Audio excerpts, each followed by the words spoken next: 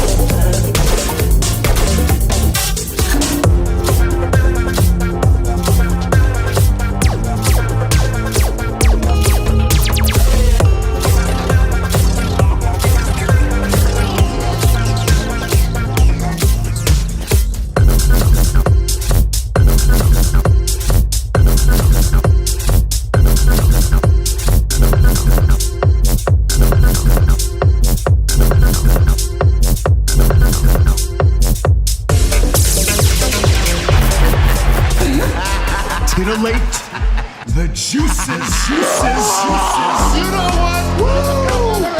Right now. Woo! Woo!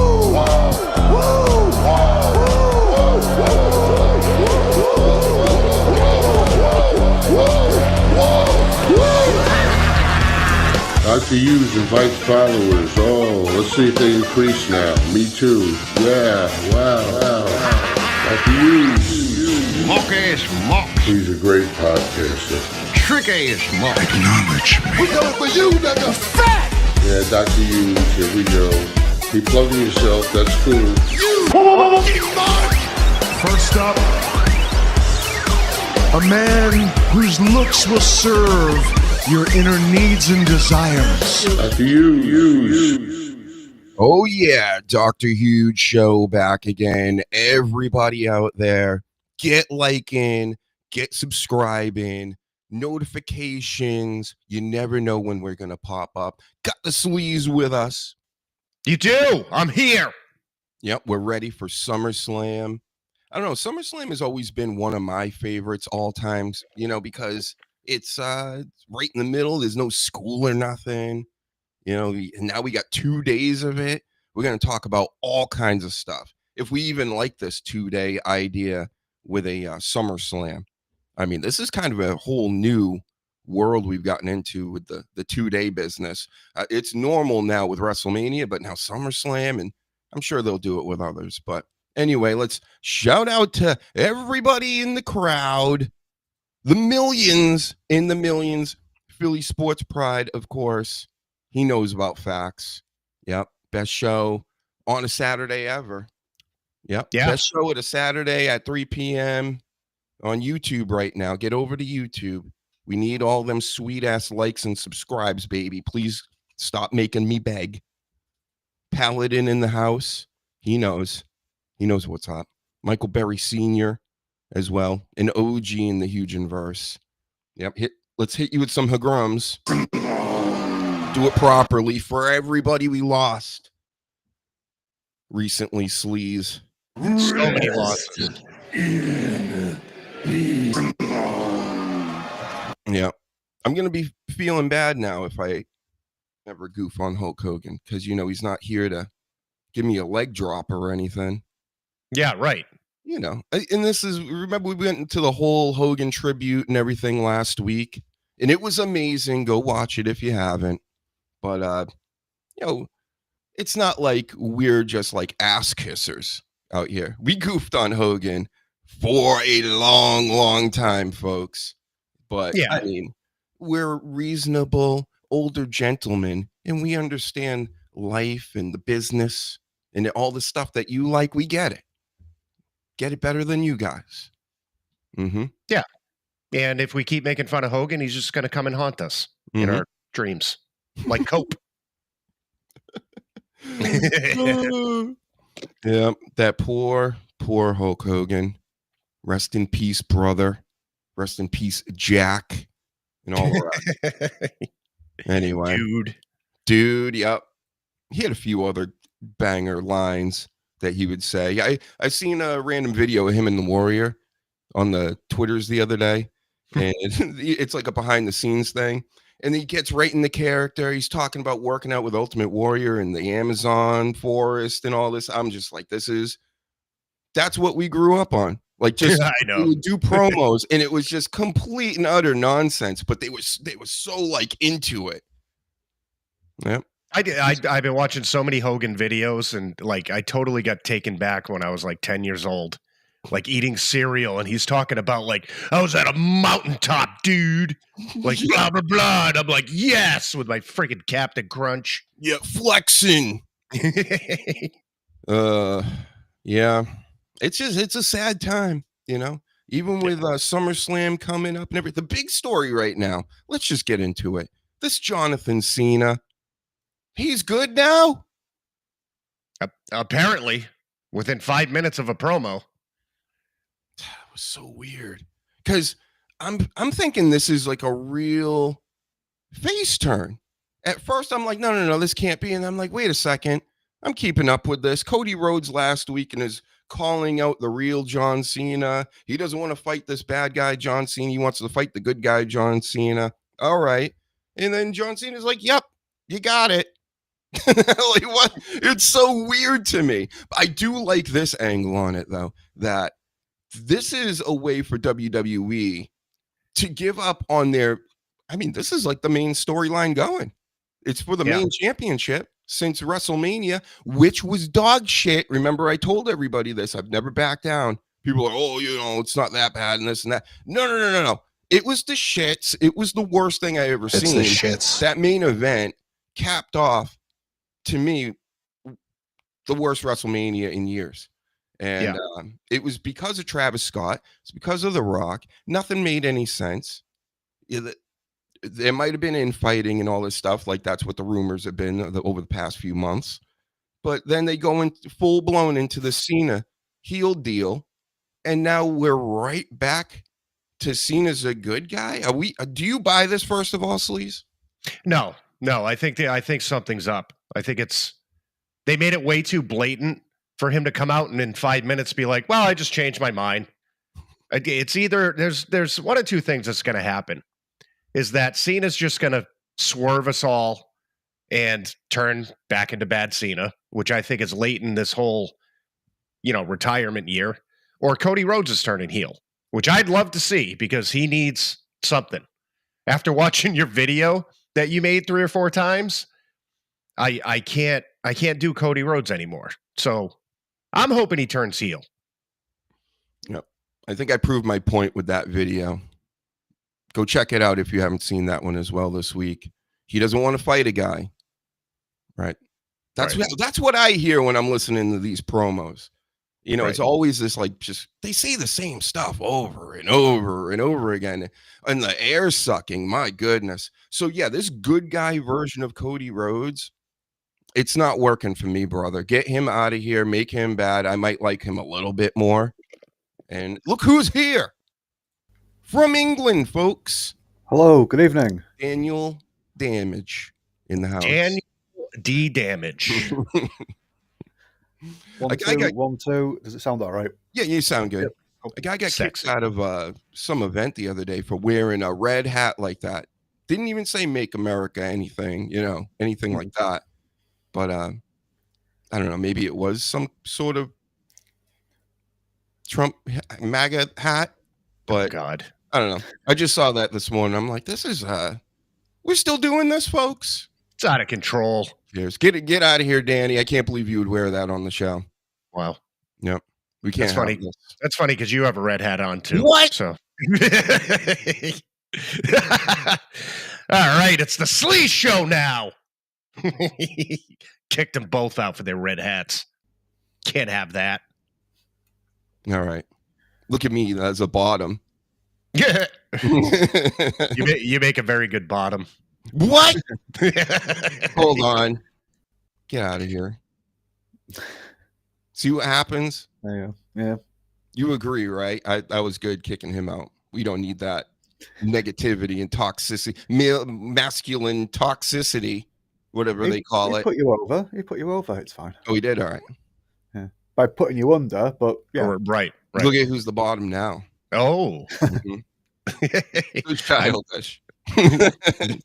It's my birthday. I don't care. I'm not growing up. So yeah, that's right. Happy I'm birthday. denying this. I'm not even. There's no celebration happening. This is my celebration. Doing this. There you go. There you go. You get over here. You go up there. We got a bot trying to hawk shit on the. Who's this on Kick? Yeah, trying to invade. Get them out of here. Where's my moderators? That's right. I don't have any. That's right. He goes, I'm not trying to sell anything, but I'm going to sell something. Fucking stupid. Yeah, listen, I know all the tricks from these bots. After I got fooled at least 50 times from all the hot chicks that went to my DMs.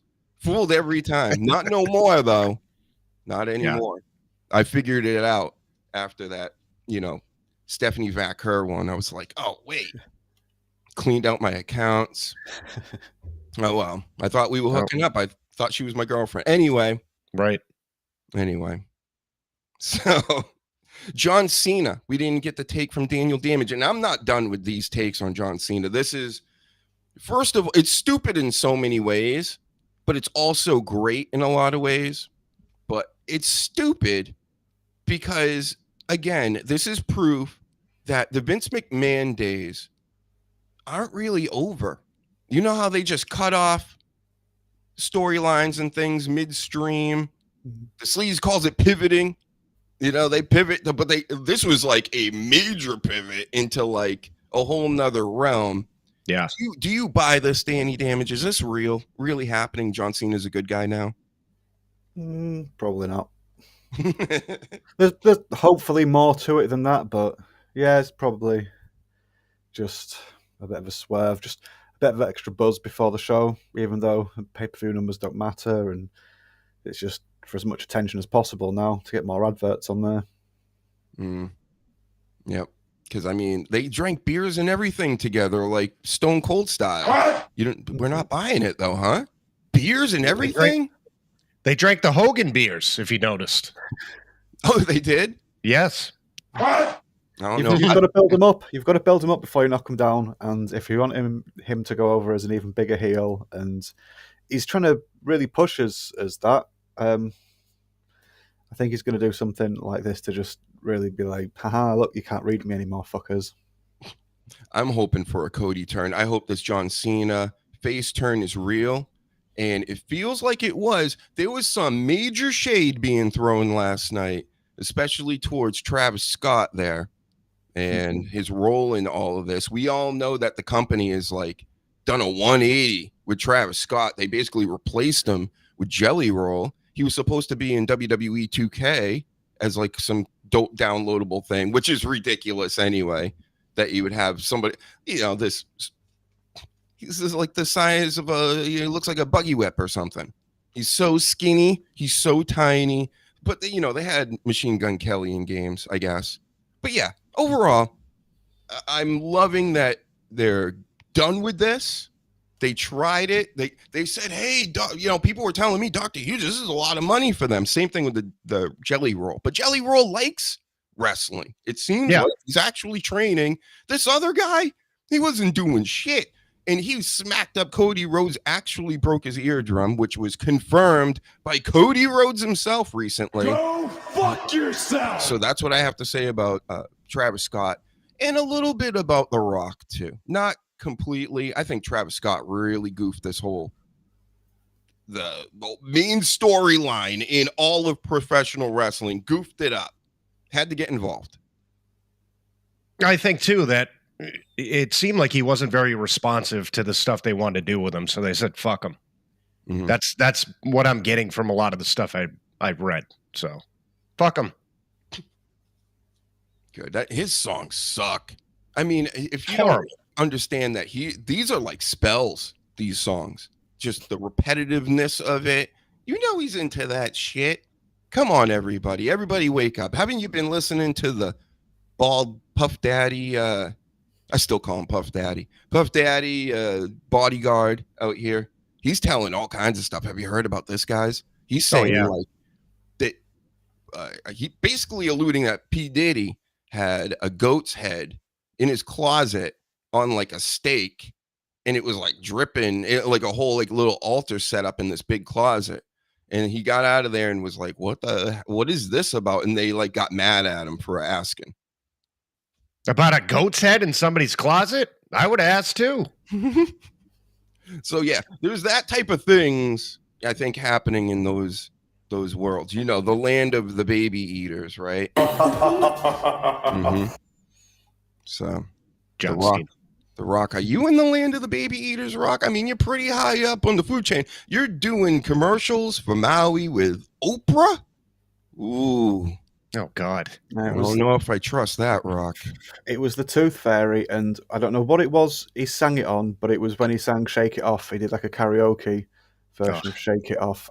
As soon as I saw him singing that, I was like, yeah, you've been bought. Yeah. You're at least trying to begin impressing the right people to be bought. Mm-hmm. His jacuzzi is filled with baby blood. Right? And then he did the skit on SNL with the robot that was designed to hurt children. I'll just say what? YouTube. Makes sense. Did you not see that? Hold on. Repeat that for people like me who are slow on the take. The Rock did, I'm sure it was Saturday Night Live, but he did a sketch on something where he was a scientist who he either wanted to or he had just invented a robot that hurts children. That's right. I do kind of remember this. Yeah, people were very upset about this, but they moved on quickly. Yeah. But yeah. I mean, where there's smoke, there's fire, I always say, and there's a hell of a lot of smoke around the entertainment business. A lot. And where there's babies, there's eating. Oh, Cena. You're good, though, now. You got to stop that. You quit baby eating, right? I'm also not going to cook you. Yeah, I guess not. She's not even going to cook them. She's going to straight up eat them. Yep, raw baby. John Cena recognized. Yep. All right. But Cody Rhodes, hey, man, you become the baby eater. That would be cool. Do you think there's no chance of The Rock and Travis Scott coming back, right? Because I kind of believe what's going on right now in the script. That would be underwhelming, I think. I think people would rather see something happen with just Cena or just Cody. I think if The Rock and Travis Scott came back, as soon as you heard the music, you'd be like, oh, yeah, it's The Rock, if you were there live. But then very quickly be like, oh, shit, but this is what we're going to get. Oh. They've also been alluding around to troubles between Trips and The Rock. You know, and even in Cena's promo last night, he very underhandedly fucking talked shit about him and Travis. So I doubt it. I think they're telling him to stay away. The quote is, the only platinum rapper showing up to beat your ass is me. That's what Cena said to Cody Rhodes. Damn, John Cena hitting him with some bars. Yeah, he is. He's a platinum rapper. Was he really platinum, though? I didn't look it up. Maybe not. Platinum's that's a lot of records, but he was still selling CDs back when people were buying them. So yeah, this whole streaming thing. You know what? Real quick, little side note. You know, I got this little music venture, and I've actually, that's why I got the little keyboard thing over here. Making some new songs and stuff, and I'm taking all my shit off of streaming. I'm taking all of it off. Even if I was making a decent amount of money on there, I don't even think it's worth it to go that route anymore. Like I think just going physical and like creating a brand around that, and then just putting out to like an underground crowd or whatever. I think that's way better. I think that's what it's coming back to. And we talked about that a couple of weeks ago with even video games and movies and stuff. A lot of these kids are looking for physical copies, which is good. That's the way it should be. They're stealing a lot of people's stuff too, because there's like AI out here, and they're making AI stuff like these Spotify's and whatnot, and they're like stealing everybody's content. And then you need like something like 80 plays or 100 plays for $1, and then you make like a fraction of that buck. It's crazy. Did you see Bungie had just been caught out pinching somebody's? It was their graphics that Bungie had used for one of the new games with a menu system, and also the same artist had music as well, and they'd stolen some of that and just tried to get away without giving them anything. But then when someone pointed it out, they were like, "Oh, it was an old person on the team who wasn't with the team anymore, so we didn't see their notes where they found it from." So just fucking greedy. Not surprising. Facebook and Meta, I heard a story this week or the past couple of weeks where they're talking about this in hearings and whatnot in the government, and they're like, this isn't fair use what you guys are doing. They're basically, Meta is using like backdoors through Amazon to then steal people's content, and then they sell it. So say you have a book out, they'll push that book down and keep it down so nobody can see it and nobody can buy it. Then take that, what's that noise? The hell happened? All right, anyway, then they take that property and then they use it for themselves to make as much money as they want. It's fucking ridiculous. And, like, the government's like going like this, like, you really are calling this fair use? Like, there's no way that this is fair use. And they have all the emails where they're like, how do we hide this? They're like, well, go through Amazon or go through something else. Just make sure it doesn't come back to Meta. Like, wow. So people are stealing everybody's stuff out here, throwing it in the AI machine, and then it spits out some garbage, and it may have bits and pieces of your stuff in there. And I think Def Rebel got caught up in this recently.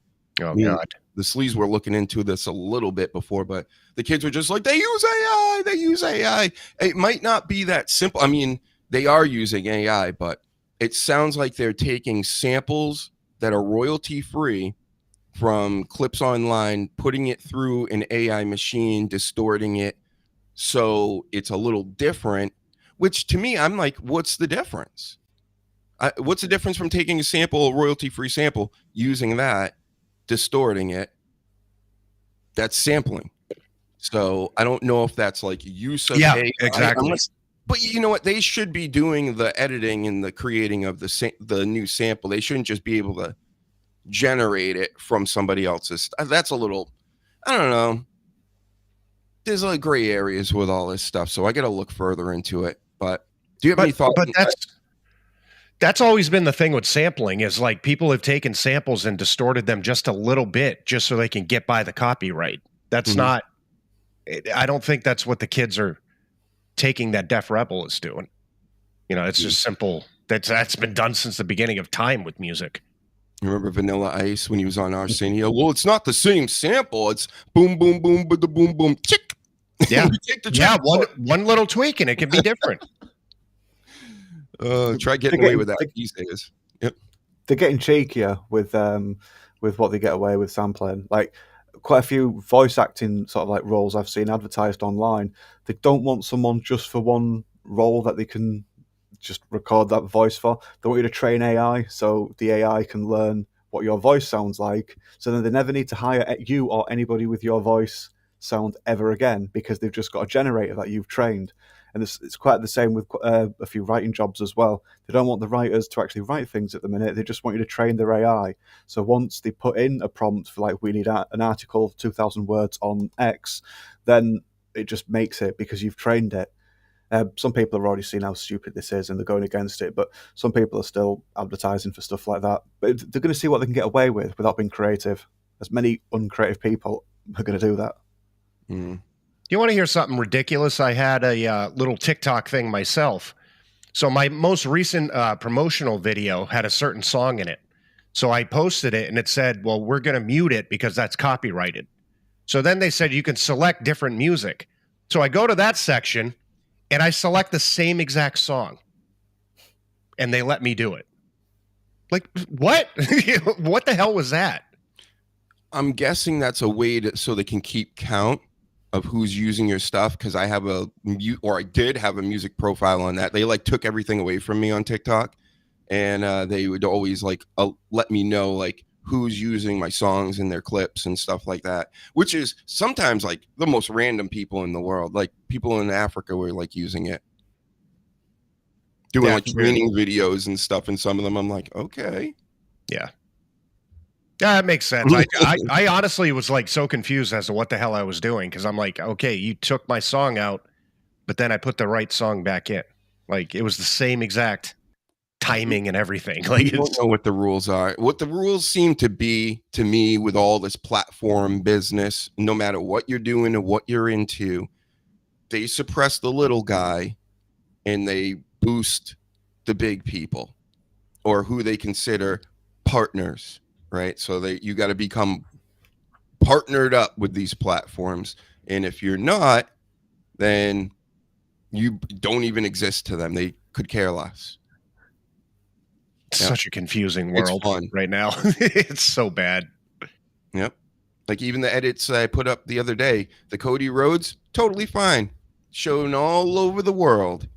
But the other two that I did, both got flagged. Nope, you can't use these ones though, because nobody can see them in Russia.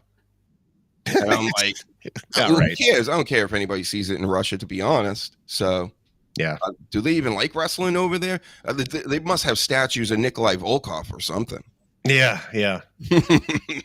Ivan Drago, and I don't know. Back to more SummerSlam talk. This is the greatest SummerSlam ever, folks. Go watch it. Yeah, it is. But yeah, tremendous. I think we killed it with this Cena Cody stuff. We told everybody about everything, and I'm gonna say, let's just go big. This is the last match of the weekend, night 2, but Cena is really a good guy, and Cody turns heel. No Rock, no Travis Scott, none of that horse shit.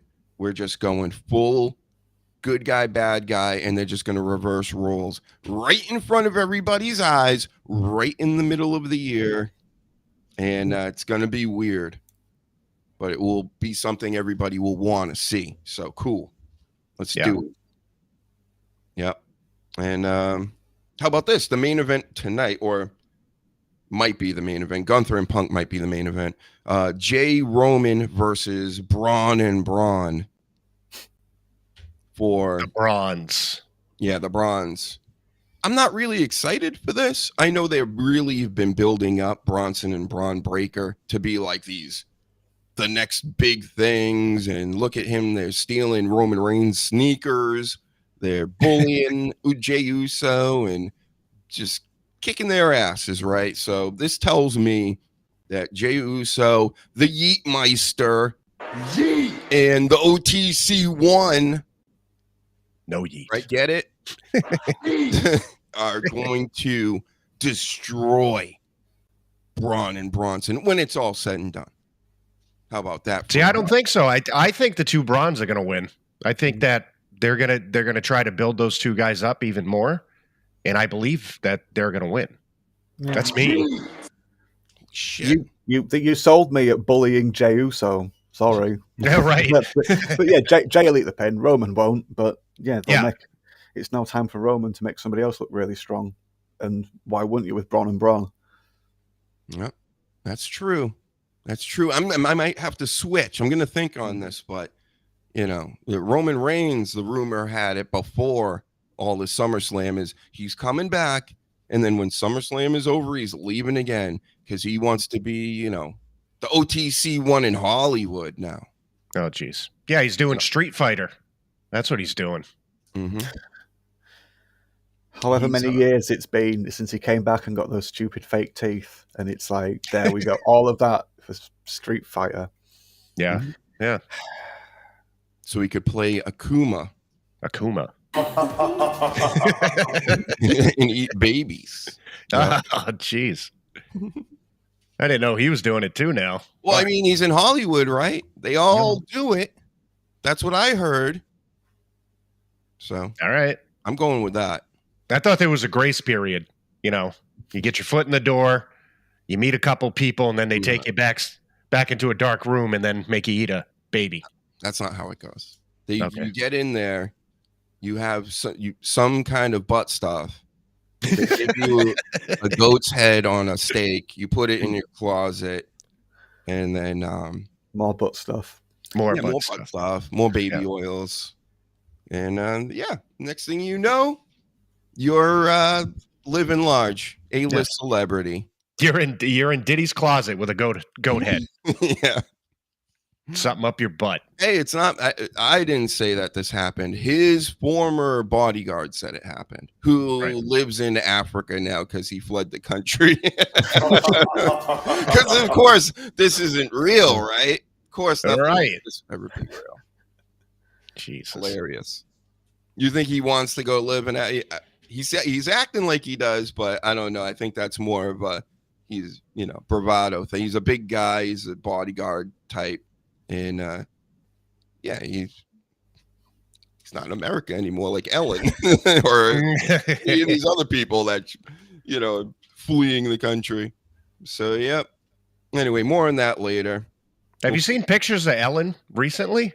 Yeah, and you know what? I gotta say this real quick. I'm sorry to Steve Kerr for saying she looked like Steve Kerr. Steve Kerr is so much prettier than Ellen DeGeneres. It's not even funny. So just got to say that, Steve. Sorry, bro. She looks like a 75-year-old dude. It's very bad. Really bad. I mean, that latest picture, I know you're talking about that one. It's just, man. Okay, she might have looked like Steve Kerr when she was like 20 or so in her 20s. Did you know she's also related to the Rockefellers? That makes sense. Fun fact. In a lot of ways. Oh, boy. Yeah. Again, every time you bring somebody up, they're a baby eater, every single time. Yeah, but her eating babies didn't work out because her skin looks like shit. So she looks like a wooden mannequin. That's all I see. Yeah, she looks like a marionette. So they say you look like a little old Englishman or something. Yeah, I don't know. These people, a lot of these celebs are in a bad way lately. Speaking more on that, we'll get back to the SummerSlam stuff in a minute. I mean, we can talk wrestling forever. The real life stuff is a kind of more funny because it's true. So like the Shannon Sharp situation we were talking about, he just got fired from like everything. So at the same time, which I know the media does this on purpose, two of our biggest media guys over here in sports, Danny, Shannon Sharp and Gilbert Arenas, a football player and a basketball player. They're both football and basketball, but they one Shannon Sharp got because of the OnlyFans girl, and he paid out too to try to hold on to these jobs. You know what I mean? Like, this is the reason he was paying this girl and paid, like, just get out of my life. I don't want you to release anything. Just shut up, go away so I can keep my deals and my sponsorships and blah, blah, blah. And now he lost ESPN. And Gilbert Arenas got arrested. So. Oh, wow. Yep. I don't know a lot about this story because it's. And Gilbert Arenas got arrested for being a part of a gambling ring.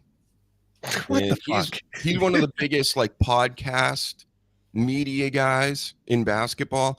Awful show. I mean, he played in the league and everything. He was actually really good. But what a knucklehead this guy is. He doesn't even talk about history of the game correctly. It's just, that's my biggest beef with these guys. Not the gambling ring, not him. Shannon Sharp sleeping with OnlyFans. I could care less about all that, but it's just the way that they go at certain people in the industry, and it always happens to be black dudes. But Shannon Sharp should have. I'm not, simping for the guy or anything or feeling any type of sympathy. But like in the meantime, this young girl is now retiring from OnlyFans and is like laughing about it. And everybody's still goofing on Shannon Sharp and nobody's goofing on her. Like, that's awful that the system and basically a chick can collude and to take your fortune from you. And I'm sure he'll be fine with his career in the future or whatever. But I mean, that's a lot of money. And he left a lot out there as well, because he was creeping up on like $100 million contract. I believe OnlyFans is one of the signs of the apocalypse. Like, it's really ruining society. It's disgusting. They just came out with something saying a lot of these female wrestlers nowadays are like, they can't wait to get out of wrestling to get a fucking OnlyFans. Like, we're going backwards with women. We really are. How about the guys that consume it too? I blame them the most. Oh yeah, they're the most. They're the ones that are funding this crap. But it's so disgusting. Like, imagine if we could make money just showing our bodies off. Like, how easy that would be. But then again, yeah, I don't know. I know too many people. I'm not. If I was a hot girl, I'd do it. It's a lot of money. People are making millions of dollars. All your peoples out here. Yeah. Yep. If I was a female and I was on this show, I would promote that I have an OnlyFans. You want numbers? I'd get us numbers, but I'm not a female. I don't know. I think Michael Berry Sr. might subscribe. Oh, he definitely would. I'm sure he will. Mm-hmm. Did you hear about that guy that he spends like millions of dollars on this one OnlyFans girl? And it's viral now. He took his like a phone or an iPad and took it out to eat with him with the girl on the other end, and they had like an interactive dinner. What are we doing as a society? No. Yeah, no yeet to that. That is like, bro. That's me and Michael Berry Sr. at a KFC soon. Don't you guys, like these creepy weirdo people out here, don't you realize if you have all that money, you can go get that? It's pretty much out there everywhere. Just go outside. Like, what are you doing? And this guy's going outside with an iPad, something like that. He set it up. I'd have to pull up the video. He set it up in the chair. Maybe it was even like a fucking TV. It was creepy as shit. And the girls on the other end just fucking, they're talking back and forth. He's eating, she's eating. It's one of the weirdest fucking videos I've seen in a while. I'm old, apparently. I mean, I guess, this birthday thing is settling in. I'm like farts in the bottle, and the guys are buying this. Yeah. One of the lasses that did that injured herself by forcing too hard. She tossed something in her stomach because she kept trying to fart in bottles and stuff, and she hurt herself. But no, you're not old. It's not your fault, man. The simplest way, I think, is just if you pay for it, then there's like no chance of them saying no. Whereas if you go and put yourself out there and try chatting a lass up, there's still a chance. Even if you have like, look, I'm a millionaire, there's still a chance you might say no, and that absolutely petrifies some people. Right. Just the simplest, not interested, piss off. It's not the end of the world, but to some people, just the thought of that is it's paralyzing. So if everything can be transactional and you can just pay for it, there's no way for them to say no because they're obligated to be nice, and yay, nobody's feelings were hurt. It's sad, it is sad, but don't feel like it's not a you problem. It's not because you're old or any of us are old. That's a them problem, and we'll realize it one day. It's not that we're old. It's we have morals, like we live in the real world and not this fucking fantasy. I'm trying to process like buying bathwater and canned farts and streamer girls that have like 10 whales that basically just put them so high up on a pedestal they make so much money. And I got 210 subscribers, I think, as of yesterday. because you don't have tits. Or a paddling pool. Right. I know people with tits, guys. We can bring them on if that's what We you need- need. We need to start farting in bottles and selling them. Yeah. Let's go. Here's the bottle for you. I'm not even going to sell the fart in the bottle. I want to sell the video of me farting in a bottle. That would be way worth the money. I saw this Javon Baker, one of the receivers from the New England Patriots, was goofing on this chick, and I look at this comment, and I forget what he said. It was something funny, though. And it was this, like, 500-pound big fat girl talking about eating tacos so she can get the farts going for her fans online. So, yes, Jeffrey Cross, I remember this is all a thing, and yeah, you guys are correct. Everybody's we're way off the rails. This stinks. You know what really stinks with human beings is that there's no such thing as natural selection. Because a lot of these people need to be purged out. Yeah. Man, I seen a story the other day off a cop's camera, the little chest cams that they wear. I'm not even going to talk about it. It's so over the top crazy, and like people will never hear about this stuff in the news. But I'm telling you, some of these channels on here that have the videos from these cameras are the wild shit. So, yep, like they'd throw me off the air for talking about it, but it's on YouTube. So it's like the reinvention of Cops, the show. But it's just like there's a shitload more of it because they don't just do like an hour a week or whatever Cops TV show was.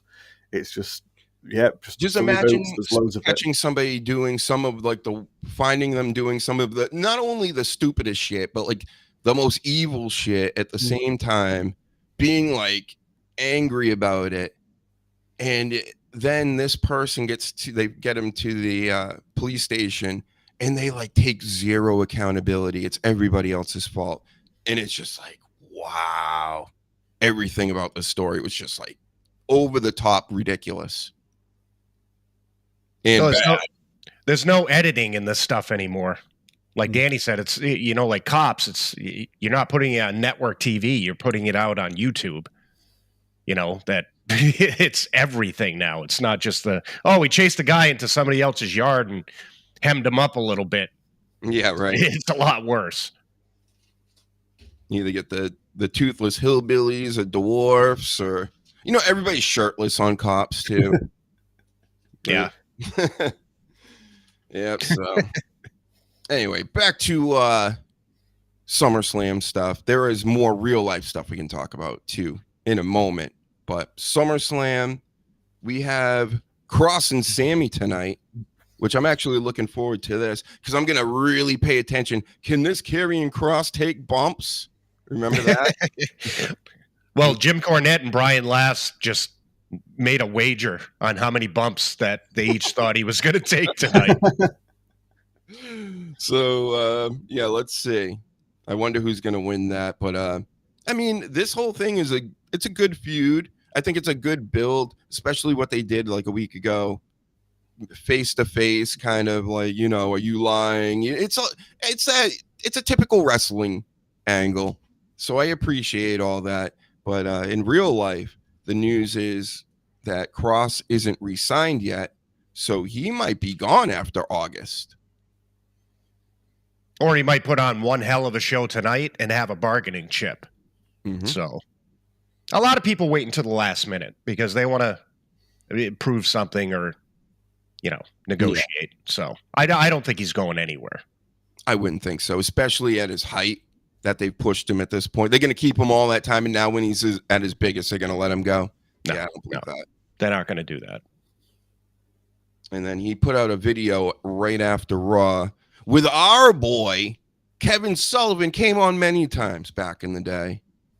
And like I said, of course, he passed away right before I started the show up again. I'm like, that would have been awesome to have him to talk to. He was a good dude. Kevin Sullivan was a really good dude.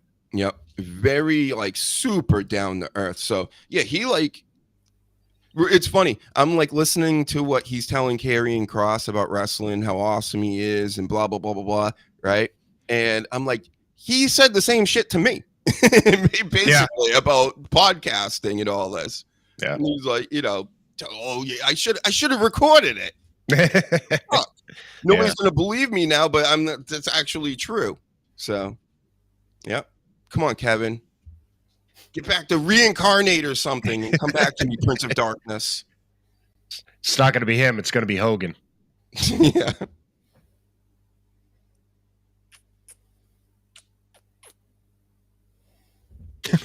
Jesus. I heard the little, it's creepy. That's for you, Hulkster. All right. I hope that makes everybody mad online. Hope everybody's really mad about it. Are they still really mad? It's some people, yep. Yeah, but it's calmed down a lot. I think people are realizing, hey, we're celebrating the character and not the personal shit. Mm-hmm. And then Trump awarded Triple H with something, and just the IWC just got even more upset again. Well, don't forget, there was this one black dude from NXT. I've never heard of him, so I don't know if he's made it to TV yet or anything, but he was like, made a whole post and put out the actual quote that Hogan said in the hotel room with Bubba's wife. Not even a hotel room. It was at their house. So, yep. He wasn't happy about it. It's been since deleted. So, of course, somebody must have gotten to him. Listen, a lot of these people in WWE that put out these statements and posts and things, they're young. They're gonna, they're gonna react to things. They're gonna do stuff and then they're gonna delete it. That's fine. Well, we sort of alluded to that last week when we were doing our little Hogan tribute, that these kids didn't grow up like we did with Hogan and saw the magnitude and the business boom and all that stuff. They didn't physically see everything that he put into the business. So if you're like 20 years old and younger, you see the racist Hogan. I'm sorry, and all the personal shit that he went through. You didn't see him like we did. Mm-hmm. It's like Larry Bird in a way, without all the racist stuff. Even though he would talk mad shit on the court, and he'd call all the guys. And this is in the 80s too. He'd be like, "Watch this, bro," and they'd be like, "You just call me bro." Right. So yeah, it's different. Yeah. This generation of even wrestlers are, they're young. They're in their 20s. They don't know Hogan. Do they? They know Jelly Roll though. They probably respect Jelly Roll more. Yeah. Mm-hmm. He's taking on Drew McIntyre and Logan Paul with his buddy Randy K. Orton.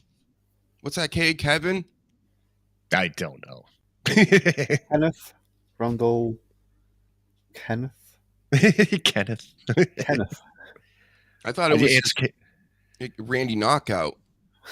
No? I want to believe it's Kenneth now. All right. Kenneth or Kendall or something like that. Kendall. That's even worse.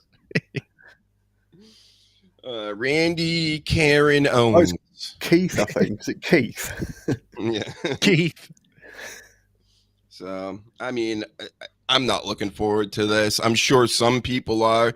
Every build that they keep making with this just makes me cringe. So last night, Jelly Roll or Logan Paul and McIntyre in the ring. I like what they're doing.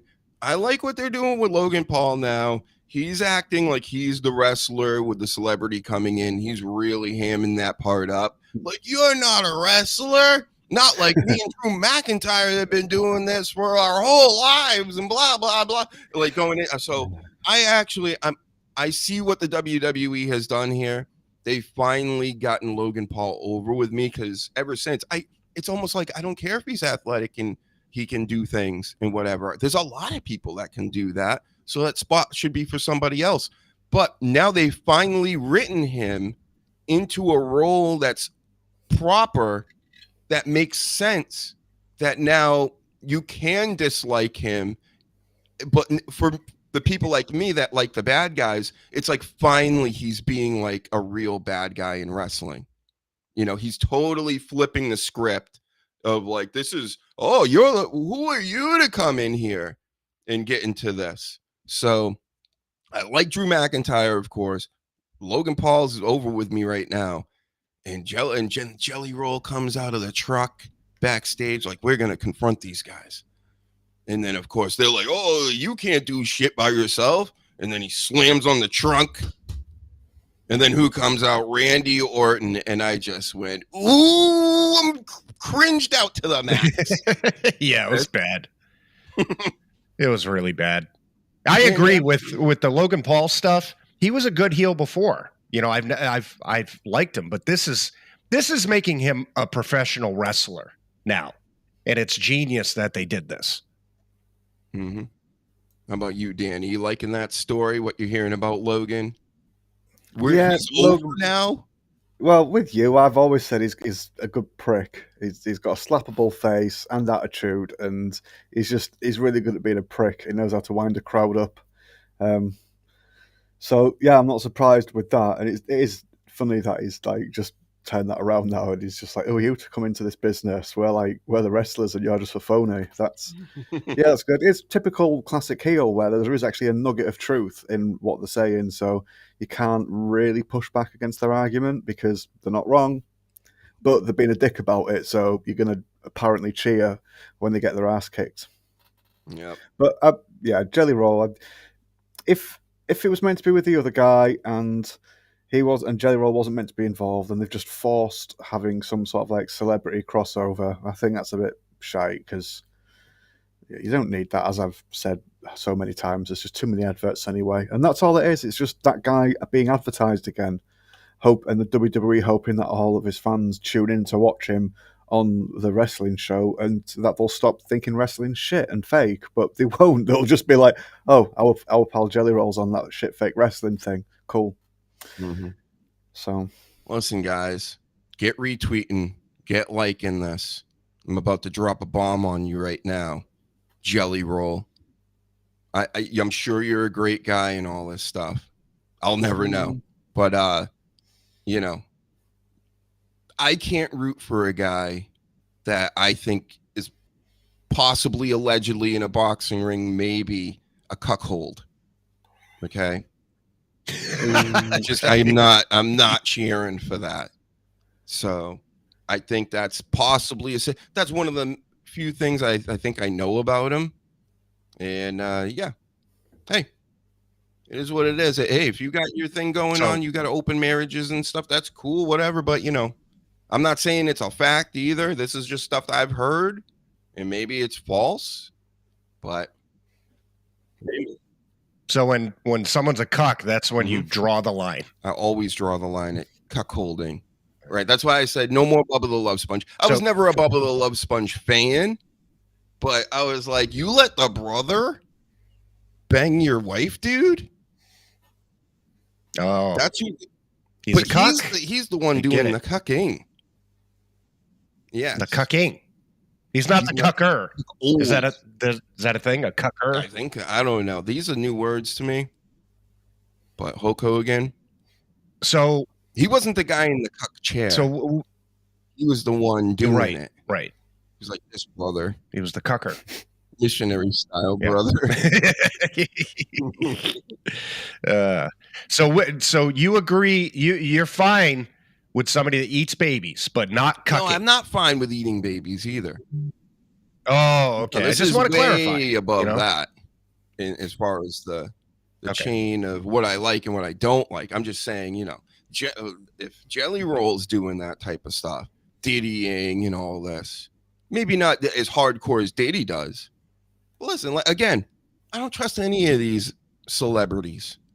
Sleaze. Nobody's just allowed to just get into Hollywood anymore. I think we've all grown up, right? This isn't how it works, where you just somebody found me and they liked my stuff, and now everybody's going to push my stuff all over the world and they're going to pay me for it. Nope. Doesn't work like that. So you really wouldn't like if somebody was eating a baby and then somebody was cucking, watching someone eat a baby, like a baby eating cuck. if you This will. hasn't- You really Yeah, wouldn't yeah, like I that. don't- No, we shouldn't mix the two. You see, Okay. That's that would really be bad. extra bad, which is, I think that's when you start getting Right. down even further into these rabbit holes of Hollywood. But we're not doing that because the police will come. The Okay. YouTube police will pick us up. Right. Mm-hmm. Because I see The Rock as like a baby eater cuck. What? Yeah. Now that he's gotten his cousin Roman in and he had to eat a baby, I'm sure he was in a Oh, my chair watching goodness. Roman eat a baby. This is going straight to Patreon, Hypothetically. folks. This episode. Hypothetically. Don't speak to The Rock like that. Did you hear there was a tsunami in Maui this week, like earlier in the week, and people were trying to head for the hills, right? And Oprah owned like one of the only roads on this island that went up into a hill, and then they had to like shame her online for her to open up the police barricade basically to the road. Oh, I love this world, sleaze. She's got to be the grand wizard of all that. Like she has to be. Has to. Oprah is evil as hell. Yeah, allegedly, right? Supposedly. Don't kill me, Exactly. Oprah. I don't want you want to move to Nigeria, sleaze, like Diddy's bodyguard. I think I'm going to have to after this episode. I'm talking about baby cucking and Oprah. Yeah. I got to stop. Somebody stop All me. right, stop. That's right, Paladin. We're going down the rabbit hole now. We're going into the sleaze vortex. But all right, let's go back out. Back into RK Roll. Again, I don't even care who wins this, but it's got to be Jelly Roll. It's got to be Randy Orton. That's who's winning this. Going over huge. Has to be. Everybody has a great time. Yay. And that's it. Do you think we're going to see Orton with a stupid out of nowhere moment, probably from Logan Paul going for like a 450 or something? Yeah. 100%. Yeah. Yep. Guaranteed. Oh, yeah. SummerSlam's the time for Orton to do his extra RKOs. I think that'll be the finish. Mm-hmm. Excuse me. What, did you just pee? No, I got cramp in my leg. I've got a PC case. I've got another PC case under my desk. So Okay. it's That's really fine. cramped. And then my geez. hamstring just decided to Then you got a cramp. give me grief. Yeah. Oh, yes. Fucking old guy Yeah. shit. Maybe this match will perk you up. The Stratton Cargill match. And of course, they had him out there last week looking great, looking fine.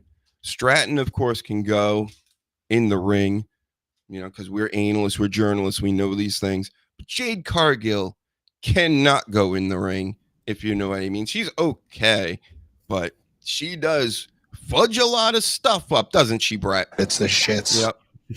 Has she not gotten any better? No. No. No. Idea. A teeny bit, and unfortunately, my prediction is her. I think they're going to put the belt on her, unfortunately. And it's going to be one of the most underwhelming title reigns we've seen in a long time. Yeah, it's not the time to give her the belt at all if we're just focusing on the in-ring stuff. But if they believe that she's the next this again, it's almost like there's levels to this, but the pinnacle is the Travis Scott stuff that happened at Mania where they like sold out. Like they sold out the WrestleMania main event and the main storyline in all of wrestling for a stupid rapper kid that they thought they could make money off of because of their fans. So it's like one of those type of things, but this is a little lower because it's Jade Cargill. She still has the great look and all this stuff, but she sucks in the ring, and she can't be she's not a championship in-ring wrestler that we can have out there. It's going to be another one of these champions that they keep off of TV and go, look at how great she looks. And look at this entrance and all this stuff. And then when it comes down to it, it's going to be Jey Uso in these main events. Main event Jey Uso? No. Not again. No, and it's one of those that, like, she doesn't have anything that makes her championship material. It's like Io Sky, for instance. She can barely speak English, you know? So her promos aren't that great, but she's fantastic in the ring. So she makes up for it in that way. Jade Cargill has nothing that she has a weakness, but she has this. There's nothing, there's no promo. Her wrestling is lackadaisical. Maybe just her look, whatever. But it's not enough to be a champion. I don't know what they're thinking. I think they see her like not just an ambassador, but it's the look. That's what they like. They want to be able to send her places with that belt, looking how she looks, having that presence and the aura, and just being like, hey, everyone, come over to WWE and watch it because you'll see superstars like me. Hopefully not wrestle, but you'll see me there. Then give her a manager, you know? They basically just gave Julia one. So why not get another female wrestler that can talk and have her do that for Jade? It's the only sense that can be made out of this whole freaking Jade Cargill thing. Just two hot chicks wrestling, man. That's all I know that's happening later. So but at least Tiffany can pull off a promo for the most part. She's getting better. You know, at least she can talk. And she's great in the ring. Yep. It's just Jade. It's terrible. So you guys looking forward to that? Michael Berry says, I don't think Jade Cargill's gimmick should be that of a mute. I think she should be a mute. Okay. Yeah. Right? Yeah. With a mouthpiece. I'm fine with agree. that. And then maybe also it'll be some kind of mysterious backstage long-term flu or something that just takes away your voice, and then it can hit Rhea Ripley as well, and like it will spread through the locker room a little bit because Rhea Ripley just keeps breaking the law out here. I thought I made it official months ago. You're not allowed to touch a mic, Rhea Ripley. Oh, the hell, man. Some guy wrote on Twitter this week and made a post, of course, rage baiting everybody, and it worked. And he's like, I stop these foreign women and she from keeps doing it. How many times what's that? You have to say it? Is he coming in from the future or like in the past? I think so. That was a bit strange on my end as well. Sleaze, where'd you go, Sleaze? Oh, we've stuck in the past. We've lost him. Yeah. That was crazy. I'm like, is he possessed? How dare you cut me off, Sleaze? But my point was, this guy was making saying he didn't want no foreign women talking in his wrestling anymore and blah, blah, blah. And one of them was Rhea Ripley because he can't understand what they're saying. And one of them was Rhea Ripley, which was great. Let's get rid of you. Look at you. Yeah. On twice. Oh, there we go. All right. I don't like change. I think it was Kevin Dunn that felt that way about Becky Lynch as well in the early days. He couldn't understand her and was just, she may as well have been foreign to him. Mm-hmm.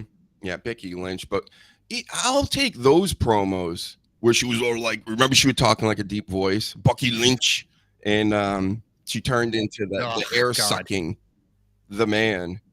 Once she turned into the man, the air started to suck. She'd suck all the air out of the arena. No oxygen left for anybody. Just like Freddy Krueger in Nightmare on Elm Street Part 4. He sucked that girl with asthma's air all out of her lungs. That's the man. Supposedly Becky Lynch has new music this weekend, which is, I hate her fucking music. I think once I hear her music, it just turns me off even before she starts. Nope. He was Becky getting Lynch, into it. You were getting into it. She's time traveled to stop him. But we were just talking. Oh, and he sped up. There he is. You're back. Yeah. It's the opposite for you guys. You guys are in slow motion. I don't know what the fuck's going on right now. I heard I haven't tried it on this software. But Danny shouldn't be coming in. He shouldn't be coming in so good, right? Are you all right, Danny? Yeah. You're so ghostly. Yeah, no, that's always going to be the case. But I witnessed the same as you. Sleaze got stuck and then caught up. I didn't see Doc being in slow motion or anything. That's all. No biggie. But So weird. Becky Lynch, new music, probably going to be AI, some form of that. If it's Def Rebel, it will be. Yeah, that's another match that's happening. Did I even write that down? That's the man, Becky Lynch and Lyra. I did write it. I just wrote Bex and Lyra. So there's a whole thing going on with Bayley. Bayley seems like she's being pushed out and being turned into Natalia, like for real. And who knows? Maybe she shows up, she turns heel again. Something needs to happen with a lot of these people. There's too many wrestlers. So we gotta. If you've been in the business now for like 7+ years, especially, you better start jazzing it up and doing new things like Charlotte Flair, who's another one that's in a match this weekend with Alexa Bliss. They have a whole new group going together. They're not friends. They even wear shirts that say it. They play around with each other. That's what friends do, right? They're really trying to put it over like this. Are you guys buying it? Because I am. I think most people are, that Charlotte's cool now.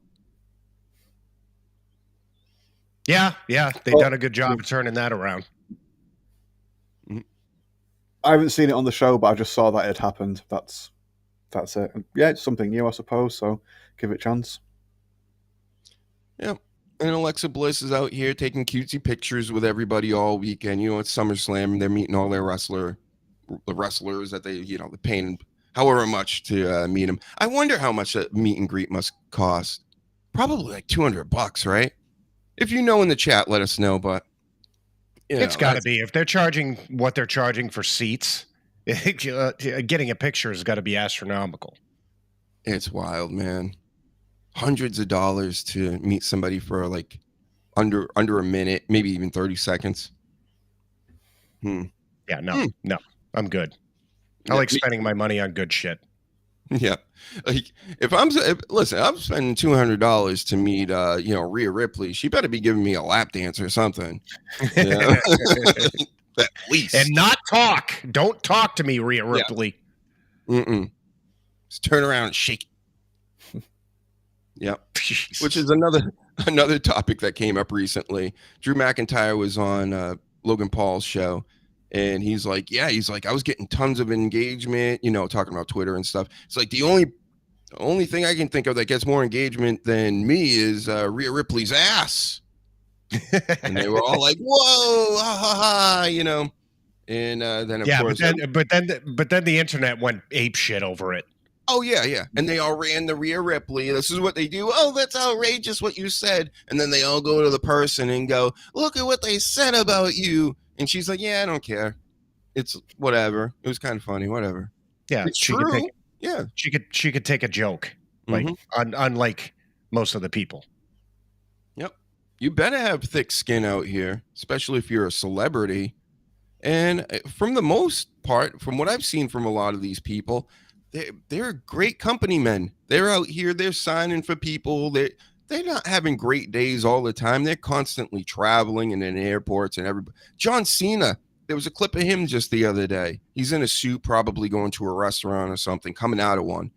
And there's just a line of people. He had to make a line. He's like, all right, everybody make a line. And he signed for everybody on the fucking sidewalk.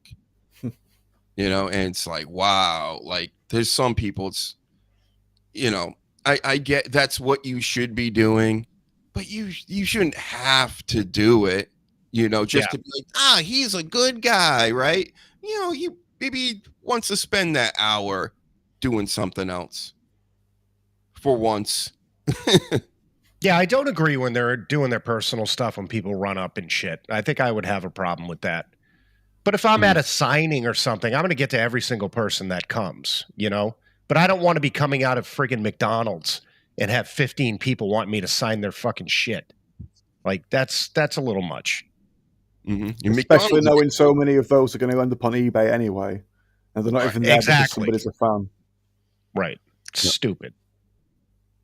I wonder if that's what they go by. I don't know the the actual prices of any of these things, but Punk charging $110 is ridiculous, Michael Berry Sr. says. And yeah, I agree. I think any pro wrestler getting more than like $40 is kind of crazy. Even, and I understand everything is super inflated these days, but that's all you're doing is writing your name and taking a picture with somebody and going next. So, but I hey, think I think it goes to what you guys said too about, you know, putting stuff on eBay and selling it. Maybe they just want their cut. Yeah, you know, like Jesus Christ, if you're going to sell, you know, a photograph of me with my autograph, I'm going to charge you $200 because I know you're going to go and get fucking $400 for it. It's the only way it makes sense to me. Yep. But I'll tell you, I know a little about this selling and buying of collectibles and things.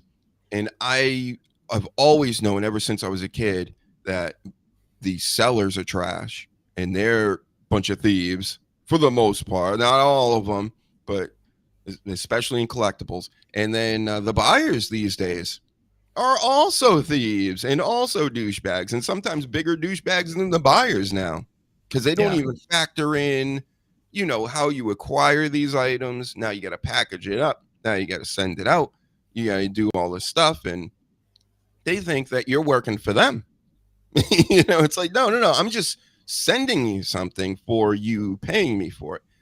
But people, they're very entitled these days. Gross. And with WWE and TKO, hey, if people are if he's got a line out the door, CM Punk for $110, that's wild. All right, we're getting rid of you again. Look, he's back. Oh, Jesus. Piece of shit. I've made over 40K. Oh my God, is it stuck on the screen now? Oh God.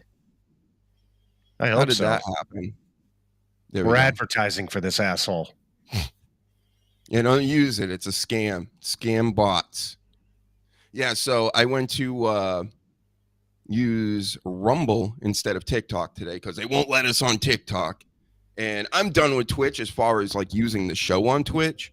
Maybe someday I'll put the show on Twitch. But, you know, and then everybody, all the people that are here, like the old timers will come in through Twitch. And I'm like, stop using Twitch. Use YouTube, like Christopher Killer 303. He knows what's up. Shout out to you. Don't forget to hit the like button, Chris, and everybody else out there.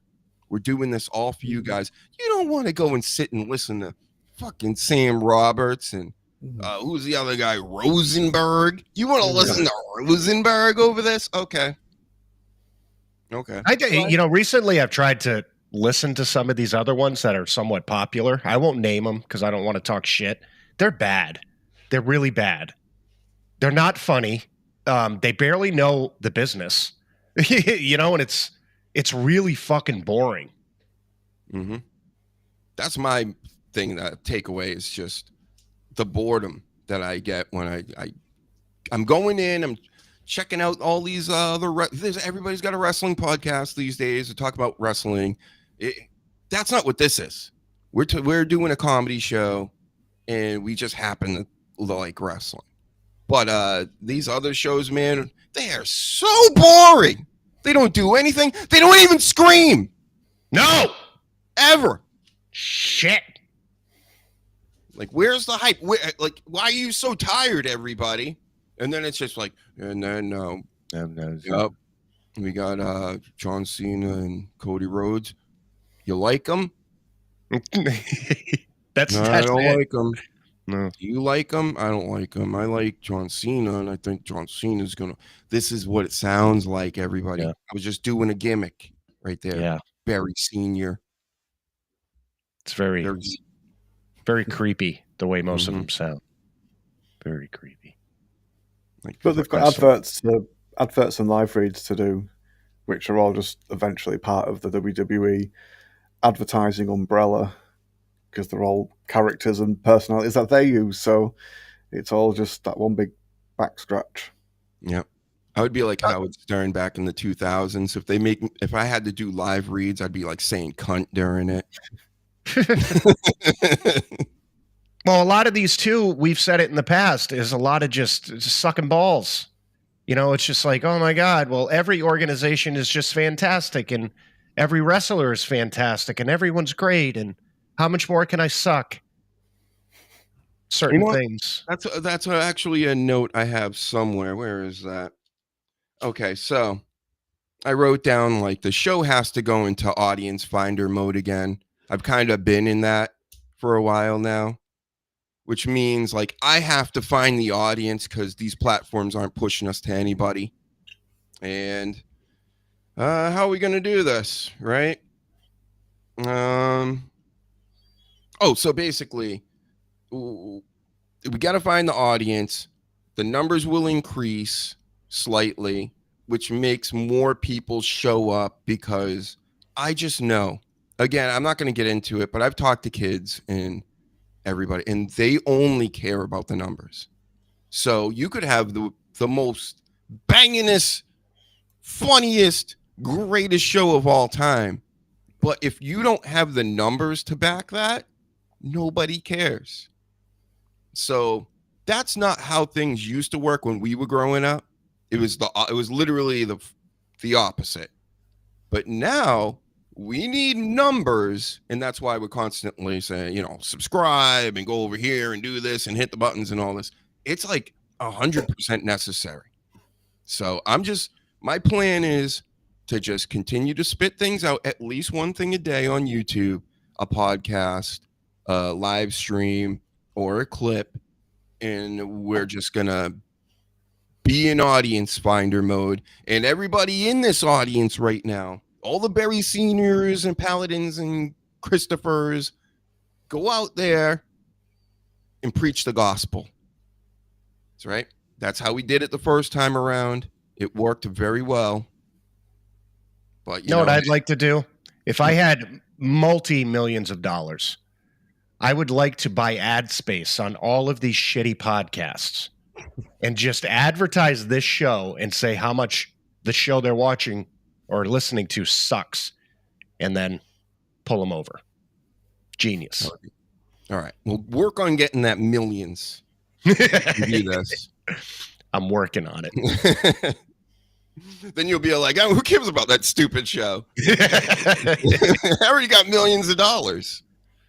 No, I'm dedicated to the show. I'm dedicated to the audience. I want them to get premium things, and we need to spread our word, and I'd be willing to give millions of dollars for that if I had it. How much are you giving, Danny? Should I come out with a plate every week? Some podcasters do that. I'm not shitting you. They will come out with a plate like they're in church and go, all right, let's hit the goal. Oh, fuck off. Yeah, it feels a bit dirty, doesn't it, in a way? I don't know. It's like busking, but not busking. It's, Oh, Michael Berry Sr. thinks you're very naughty. I'm very naughty. Oh. Naughty. Naughty. He's very naughty. Oh my God, a non-bot from Kick. Hello. Oh, hi. Hello, word we can't speak. Naxho? Naxho Shout out peanut. to you, Naxho. Yep. Yeah, we got fans all over the world, all over the internet. I want to see what Naxho has to say next. Hi's good enough. I'll take that. Okay. This is an interactive show, Naxho. I like saying that, being Naxho. viewed by AI? Is that what's happening? Maybe. AI is the new audience that you found. Oh, That there would we be go. Cool. They know what's funny. All right, I'm keeping my millions now. All right. Oh, look at this. Oh. He's speaking. Hello, how are you? I don't speak much English, but I don't know anything. Haha. I only know the basics. I'm learning. I only know Spanish. Well, welcome. Yo hablo español pequeño. Bibliotech. Oh, man, I wish I had my Don Callis samples this week. I'm in the works with him, where he just screams no bueno and muy guapo. Yo muy guapo! That's me.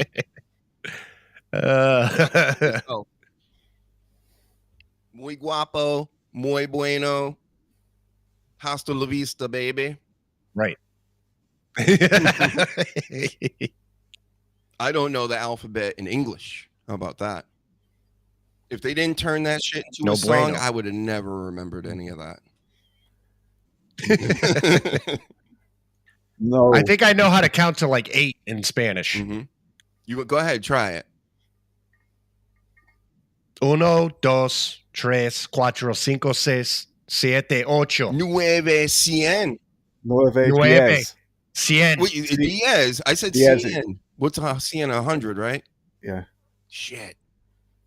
Holy crap. I can't count that high. See, look at this. Look, kicks in the house. Now I'm understanding you. Now I'm not understanding you at all. Okay. We just spoke Spanish. Keep speaking the King's Spanish here. Remember, I remember. Wow. I know you know Ray. Remember, I used to ask him about the ride he went on at Six Flags, Batmanos ride, and he always got a kick out of that because he's like, "You don't know what you're saying, do you?" And I'm like, "Batmanos." I thought I was goofing on like Spanish language. He's like, "That's bat hands." The bat hands ride. Yeah. So sometimes you can Hey. your new words. You think they're new words, but they're not new words. Mm-hmm. Right. You tried. Good effort. Oh, What the fuck is this? Espanol. Speak in Espanol. Puedo. I don't know what puedo means, though. I know I should from class, but I don't. Too old for that now. I took French. I didn't take Spanish. Mm-hmm. And all you know What is weed, Puedo? right? It sounds like pedo. All right. It's Diaz. Anyway, This is fun. how about this for a little news item for the folks? We got Christian Wilkins from the Raiders, a football team over here, Danny. This big ass dude, right? One of the big guys in the trenches. He got released from the Raiders because he was kissing guys on the top of their heads in a playful manner. And then he was tickling men's feet in the locker room. And then he's on video in multiple ball games. He really liked that Josh Allen trying to stick his face in his booty after tackling him. Then he's putting his hands in dudes' asses while they're all in piles in the field. So I don't know. It's a wild story. Wow. I seen a video of him doing a jumping split, and he's like, like 300 something pounds. So is he trans? Have we checked that? There's something going on. But it's fucking weird. Maybe just got anxiety, like the guy from the Fantastic Four. You just have to say you've got anxiety, and you get to go around touching people. Apparently, oh, that's right. Yeah, Mr. Fantastic is like. It looks like Sue Storm, the actress and the actor, are like together in real life. That's what it looks like. Yeah, it was a lot of groping. If I was her husband, I'd be pissed. Did you see the clip of Willem Dafoe? Oh, that's a big thing online. Mm-hmm. Which clip? Where Pedro Pascal is touching Willem Dafoe's missus. Mm-hmm. And he gets a bit handsy, and Willem Dafoe stares daggers at him. And he's like, "Oh, fucking hell, you wouldn't want that."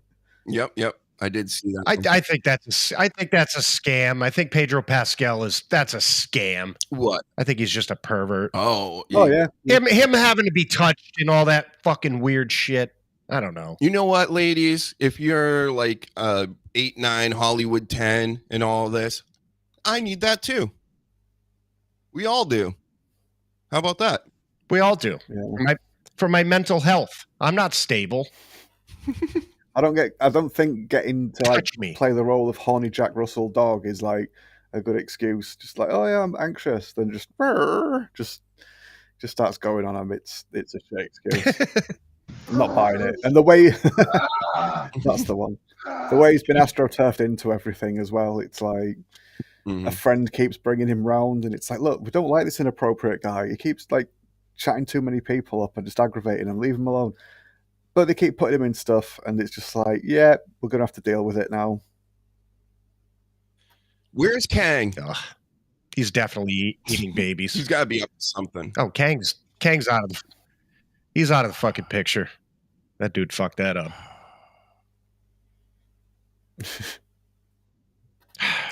So Robert Downey Jr. didn't fuck it. He did it longer ago. The crazy stuff he did, I guess. Well, he was found in a child's bed, wasn't he? Like, Oh yeah, Yeah. from a bender the previous night. Did we ever find out if there was oh Jesus. a baby in the bed when he got in there and he woke up and it's like, what baby? Oops, excuse me. Oh, What what? the I see fuck? what you did. I see what you did there. Yep. I'm sure nobody checked. But they found out about that incident and they're like, you know what? This guy's Hollywood material again. Let's go. But all right, take it easy, sleaze. Jesus. You got to be off. You know, Yeah, All right. I gotta run. Hope you guys have a good rest of the show. Thank you guys for watching. Yes, go follow the sleaze all over the interwebs. Adios. Do everything I say. Yes, at the SLZ52. Follow, share, subscribe. All right, guys. Check you Later, later. bro. see you soon. Yep. Wow, that was an hour and a half. Man, that zoomed by. We must have been killing it. Must have been destroying it. Chopping it know. up with bits of non-wrestling, I think, just helps in that way. Definitely helps me because you know, when you read like 5 different wrestling stories in a row, to me, I'm like, this is stupid. You know, I'm like, I can't take no more. And I know you guys can out here. You like the one with the red cap? You're racist. Is it because I'm Spanish? I'm Spanish too. How about that? Right, Danny? Tell him. Get like and subscribe and Nacho. Noxo. Close enough. I can see these things come Spanish, Danny. Si, senor. There you go. Did you see about Vince's, or did you cover about Vince's fender bender? No, I have it in the notes, though. Right, okay. I didn't know if I missed that at the beginning. Well, all I know is that he was out in his car and he crashed into someone and he's having to go to court now. And I don't know why he was driving at that age and you've got all that money and a Bentley or whatever his vehicle is. Surely you just get someone else to drive you around. I'm sure that's what he used to do before. So I don't know why he was out in his vehicle, but if he's out of control in it, then yeah, maybe he needs to just stop it. He's getting on a bit now. 2024 Bentley, which is like what? I don't even know how much that would cost. Like probably a $300,000 car or something stupid. And he crashed into a BMW with a dog in it. Poor dog. He's all scared. That sucks. But I think they're all right. And I just realized you're wearing a red cap too. So all this means to me is you don't like the sleaze.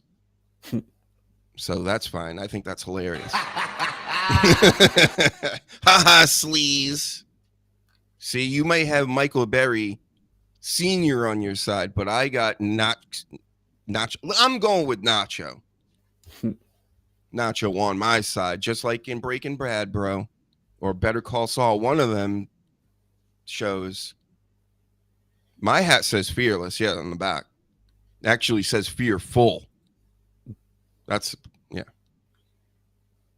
I'm scared of everything. So what was the outcome of the Vince case? Because, sorry, I asked the question and set you up for it, but I didn't even know. He's going into court over this, and, you know, it was an accident. Seemed pretty serious. Not like the worst thing you ever seen, like as far as damage or anything, but, you know, I just hear Bentley, 2024 Bentley, and I'm like, that guy. Like, you know, that's more than my house, you know. Shut up, Braun Breaker. Barking again. Yep, so, all right. What do we have next? Anyway, Vince is fine. Don't worry about it. He's here forever, okay? No, he's going to outlast all the wrestlers. Him and Ric Flair. They're just going to be floating heads in like a, like this, like, out of water. Yeah, his mum was like 100 or something. He's not going anytime soon. No, they know some secret They got some secret fountain, or what was that thing Ra's al Ghul does in the Lazarus Pit in Batman? They just dip themselves, takes baths in it every other day. Yeah. So here's a story. Triple H at the White House to make kids healthy again or something. You know, it's all about making something happen again. So Triple H is at the White House, and the only clip I saw the main clip, but I didn't really pay attention to that. The clip that I thought was the best was when he's standing next to and behind Trump, and he gets a question about that EP Stein guy, and Triple H is just all of a sudden like when the answers are being shot back to the press, he's like, his facial. He was giving off, when he's storytelling over there with his facials. And he was like, I don't know if he buys it. I don't know if anybody's really buying this stuff. Aliens are about to show up, Danny. There's a mothership in our galaxy or universe or whatever that's getting really, really close to us. It's near the sun, but we get close to the sun sometimes. Only a third planet away from it, supposedly. And this mothership it's creeping up on us, bro. Right? Just every time Epstein guy gets brought up, UFOs pop up, and we got to be worried about all this stuff. It's an interesting time to be on the planet, so I can certainly understand why they'd be approaching us slowly and just coincidentally every time something is talked about that people don't want us to talk about. I completely understand. Yeah, it seems plausible. What I'd heard about this situation, though, was that it wasn't originally Triple H that was asked to do this role. It was Double H, Hulk Hogan. He was going to come and start telling all the kids to take the vitamins, say the prayers, and that's how you get healthy. But yeah, so just quick last-minute alteration, and we've got Triple H doing it instead. Wow, that's right. That makes complete sense. That is what was happening. The brother was supposed to be the health and fitness guy. Look at me. 30 back surgeries and stuff. But yeah.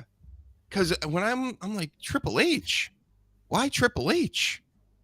I get that he's into fitness or he was into bodybuilding, but that's not necessarily fitness. That's more like steroids. I'm all fuzzy now because of you, Hogan. Show the people. They're selling these again, too. Did you see that? I'm not surprised. I didn't see it, but I'm not surprised that they're just cashing in on as much Hulk Hogan stuff as possible. Yep. They're like, oh, by the way, we're reselling all the LJNN toys from the 80s. And we're going to start off with Hulk Hogan. And it's a little different. It's a lot cleaner looking, but, I like these originals. And you know what? They don't even move, really. You got to bend them, to do things. And they're pretty heavy compared to all the rest. But these are old school, man. I mean, there's no joints or anything. It still stands to this day. To this day. Look at that. Nice. That's right. Come on, camera. We did it. All right, so Triple H at the White House. And, of course, that pissed everybody off. Right? Yeah. Everybody very mad. Triple H, how dare he, go see the president and blah, blah, blah. And it's like, come on. But the thing that makes me angry with Triple H is he was caught saying, I guess this was on Unreal or whatever. He was talking about the audience, and he's like, it's 60% male, 40% female. And we know, Danny, that half the male audience, at least, are beta max. They are beta to the max. They are not like male men, actual men's men.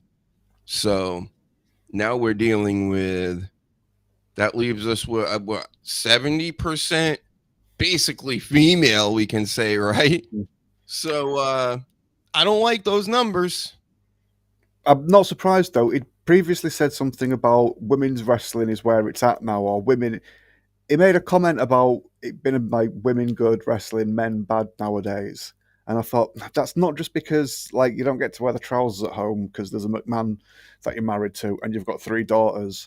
I thought I bet he's seen the numbers, and because of all the extra stuff they put out that looks just like reality TV, or that's the audience that he's currently aiming for to try and get as many women over as possible, is pandering to the women, and the beta men, like you just pointed out, but just primarily that female reality TV chasing thing, audience.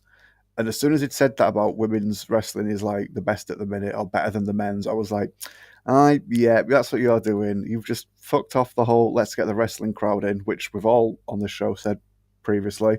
But it's the reality TV crowd is trying to get in. And if it's pandering to lasses like that, it's, I don't know, maybe just trying to recreate some Total Divas time, because a lot of lasses got interested in wrestling then, didn't they, to watch Nikki and Brie and John Moxley pretend to be... Ugh. Yeah, and this Unreal stuff, I'm not watching it. I refuse. There's already too much wrestling that I don't watch. And if I'm going to watch more wrestling, it's going to be the actual wrestling product. It's not going to be their backstage. And who knows, a lot of that is most likely works and stuff too. But I've never cared about any of these people's personal lives. I don't want to not be able to suspend my disbelief on certain angles because I'm watching you all ham it up backstage and hug each other and, you know, slap ass and, oh, you're great and this is wonderful and, oh, I'm sorry I hurt you. I don't want to hear any of that. It's stupid. But 2 funny things that came out of it. The Rock was on there apparently, and he said that the final boss is the greatest heel pro wrestler that anybody's ever seen. The greatest heel that pro wrestling's ever seen, Danny, was the final boss. I know I'm reading it all crazy. Well, no, it's just he will say that, won't he? That's just, yeah. If he's trying to get over as being a dickhead and an egomaniacal wanker, then he's going to say stuff like that. So, but this is on a TV show where he's like not in character. He's talking about the final boss, and he's just like, "Yup, it's the best." And everybody online is like, "Wait, so you're just gonna praise yourself?" Like, huh? Gets him over even more as a heel. Like you just said, a lot of this has worked. It's more reality TV shows. It's that same thing. But I too do not want to see constantly how the sausage is made. Just stop pulling the curtain back and just let me, like you say, suspend my disbelief and let me just try and enjoy the thing of the wrestling, the thing I've come to watch. If we want reality TV, there's shitloads of that everywhere. But with wrestling, you guys are supposed to be the best at that. So prove that, do that, and entertain me. You don't need to keep doing crap like this. You don't have the network anymore. You don't need to pad out like how many hours of programming you can make. You're just diluting your whole sort of like experience, in my opinion, and you're pushing wrestling fans away.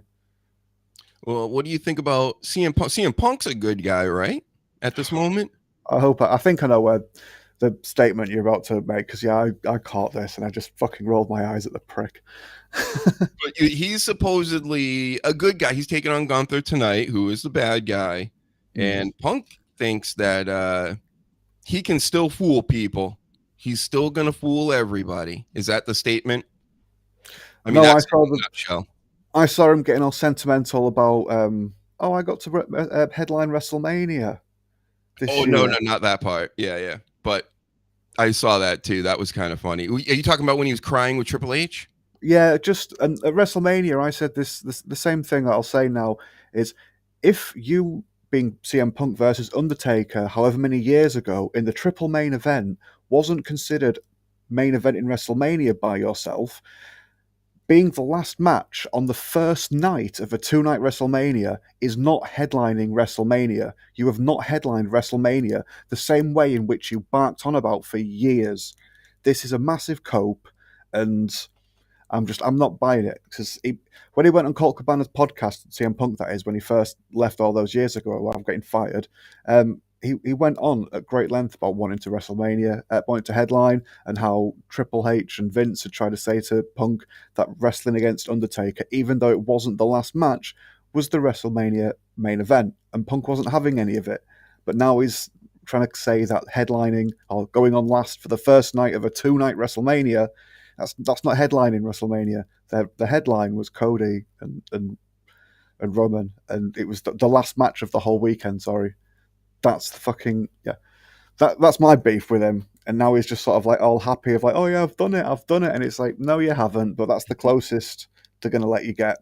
And you want to make out like you've gone in there, put your feet up, and just gone, I'm getting this, and that's what's happening, and that they've buckled to you, and that isn't the case. Mm-hmm. Yeah, I mean, my thing with this statement that he had was, kayfabe's dead, blah blah blah, whatever. This is like there's a discussion that's been going on with everybody when it comes to this show. And he's like, oh, he's one of those, it doesn't matter. I'm still I'll fool people and blah, blah, blah. You know what? Nobody's fooling anybody anymore. Sometimes between you and Seth Rollins, it seems like there's something real there. And I'm sure you guys are I'm sure you're not best pals, right? You're not going back there probably talking about matches and things like that. Maybe you are. I don't know. I don't want to see it, right? I want to be worked. So if you think that you're cool because you can do that, cool, whatever. But, again, it doesn't upset me or anything. It just makes me go like, all right, buddy.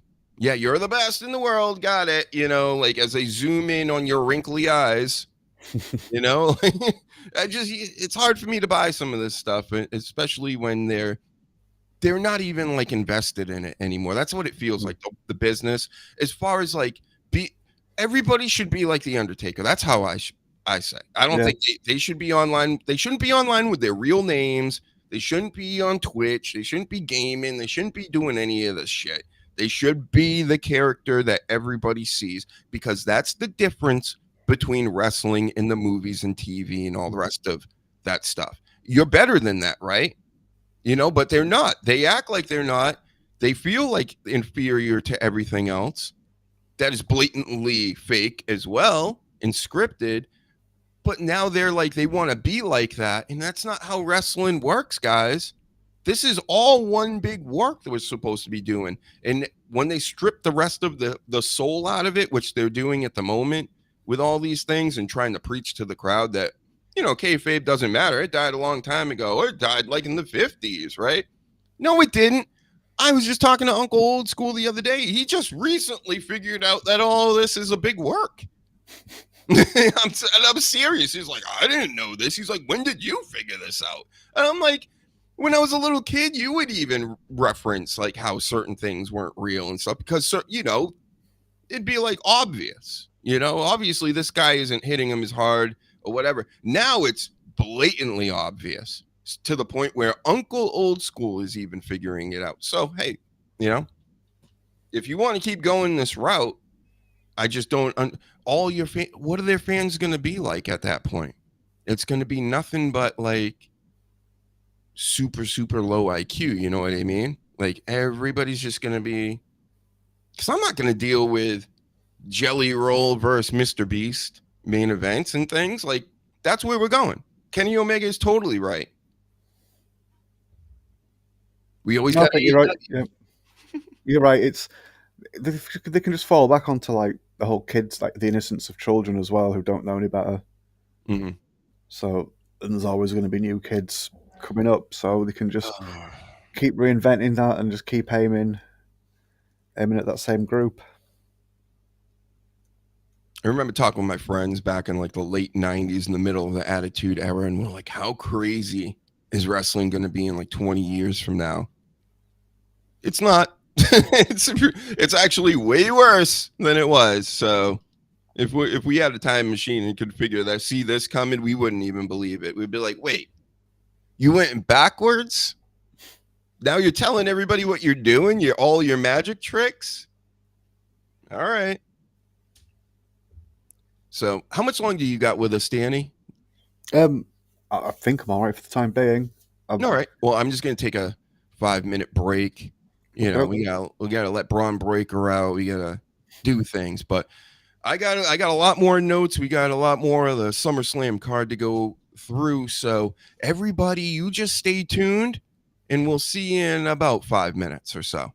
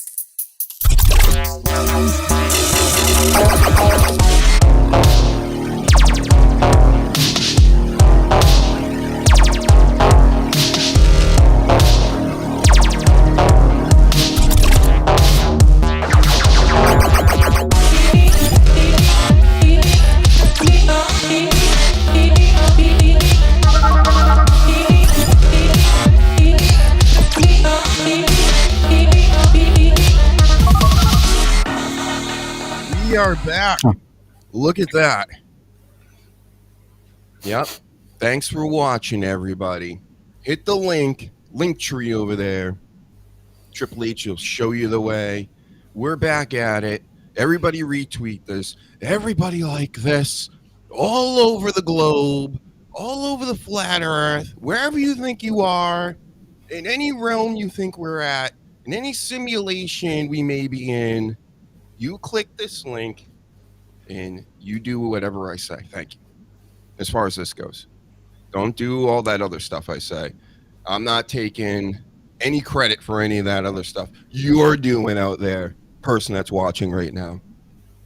Could be even you, Danny. You're looking at the screen. So It's true. Mm-hmm.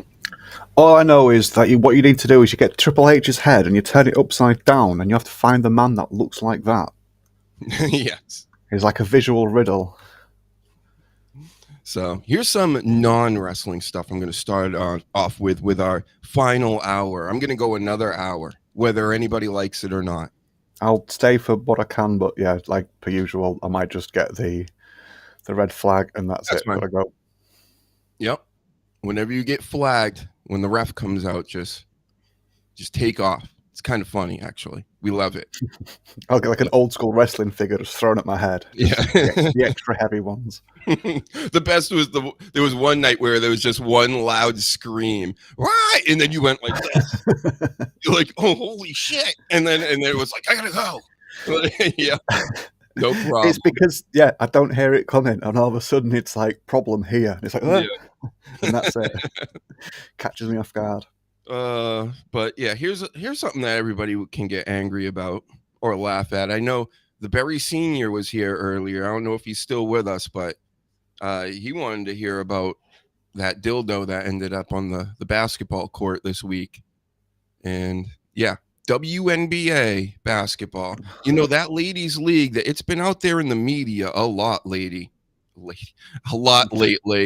And what happened now is a big neon green too, like it's just like this hat behind me, the Godfather hat. It looked just like that, but it was a big old schlong with the balls. And somebody threw it onto the court. They had to stop the game. The announcers were like, ooh, they even zoomed in on it for a second, and then the announcers were like, oh no. And they realized what it was. Everybody became a school teacher all of a sudden.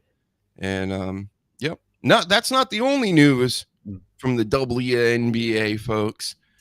Before that, there was all these ladies in this league. I don't know how you do it. I've mentioned this before on the show, but they're out here playing a professional sport with full-blown weaves, the eyelashes. I've been talking about this with wrestling for years. Like, even in a performance type of athletics, which pro wrestling is, how dare you? We're going to see this tonight because it's always the worst on the biggest stages like WrestleMania, SummerSlam, Survivor Series. That's when they bring the eyelashes out that are like 2 feet long, the big extra extensions on the weaves, they paint themselves up like the Joker, and then they go out there and they get into a fight, into a wrestling match. Well, this is even crazier, right? Because I understand those women are performing. They're trying to look as best they can. But why are you trying to look so good when you're putting a ball through a cylinder, right? Trying to. But sorry, keep going. I've seen some of those clips. I just can't. I'm blown away, first of all, by the league, their entitlement. The news before this other last news about the woman's weave falling off was that they want more money. They want to be paid what they owed. They wore T-shirts that said as much. And everybody's like, paid what you owed? Who owes you anything? You know, like the male NBA players are, of course, like making crazy money. But that's because people want to watch it. People are now talking about the WNBA because of this Caitlin Clark and everything. And it's now everybody wants to be paid. Why? It's still, well, yeah, you'd mentioned the dildo thing, and I was going to make a joke saying, well, it's fine because, you know, the women's NBA just makes all that money, so they don't have to worry about potential sponsors or sort of like getting bigger. But is it 50 million per year it costs the men's NBA to just keep the women's one afloat? Because it's not making money from like every sporty person that I've ever spoken to about it, and it is being held up by the male counterpart, sadly. So if that is true, then yeah, they should wind the neck in and just be a bit grateful that they still get to do that. It's very weird how it's really being pushed. I'm seeing it all over, even like podcast media, internet media, and of course, mainstream media. They're all over it. Ever since Caitlin Clark has come around, the great white hope for female basketball. It's like, I'm like looking at people like, I barely care about men's basketball. And I played growing up. I did the whole thing and whatever. But like, I'm watching it now. I'm like, this stinks. This is not a good product. It hasn't been in years. And now you want me to go watch the ladies play? And I got nothing against women's basketball, women's sports, or whatever. There's some people in that league. I'm not sure if they're actually a lady, if you know what I mean. That's all I got to say about that too. But I don't want to get too deep with any of this. I just wanted to point out, like, hey, it's funny that, apparently throwing dildos on the court was like a thing in the WNBA, because they had certain nights for people, Right. when nobody was watching, right? When the eyes weren't on it. Now the eyes are on it, and it's like, oh no, not this. But the weave coming off, and they stopped the game because the ladies' weave came off. Because they wear like these huge ones, and then they got the ponytails down to their legs, and it's like if anybody tugs on it, touches it, it could like tear the whole thing off. Who knows? So one of them, they go running back into the locker room, and they stopped the game, and a guy started laughing and was goofing on it in the crowd, and they kicked him out. So fragile. They made a big deal out of it. Go, and they sent the security to him. I'm like, wow. It's just not a lot of good looks coming from that league lately. I'm not down in them or anything like that. Again, for the lady sports and all this, there's space for everything, apparently. I don't know if you've seen the internet lately, but like how many friggin' wrestling shows there are. Of course, there should be a women's pro basketball league. But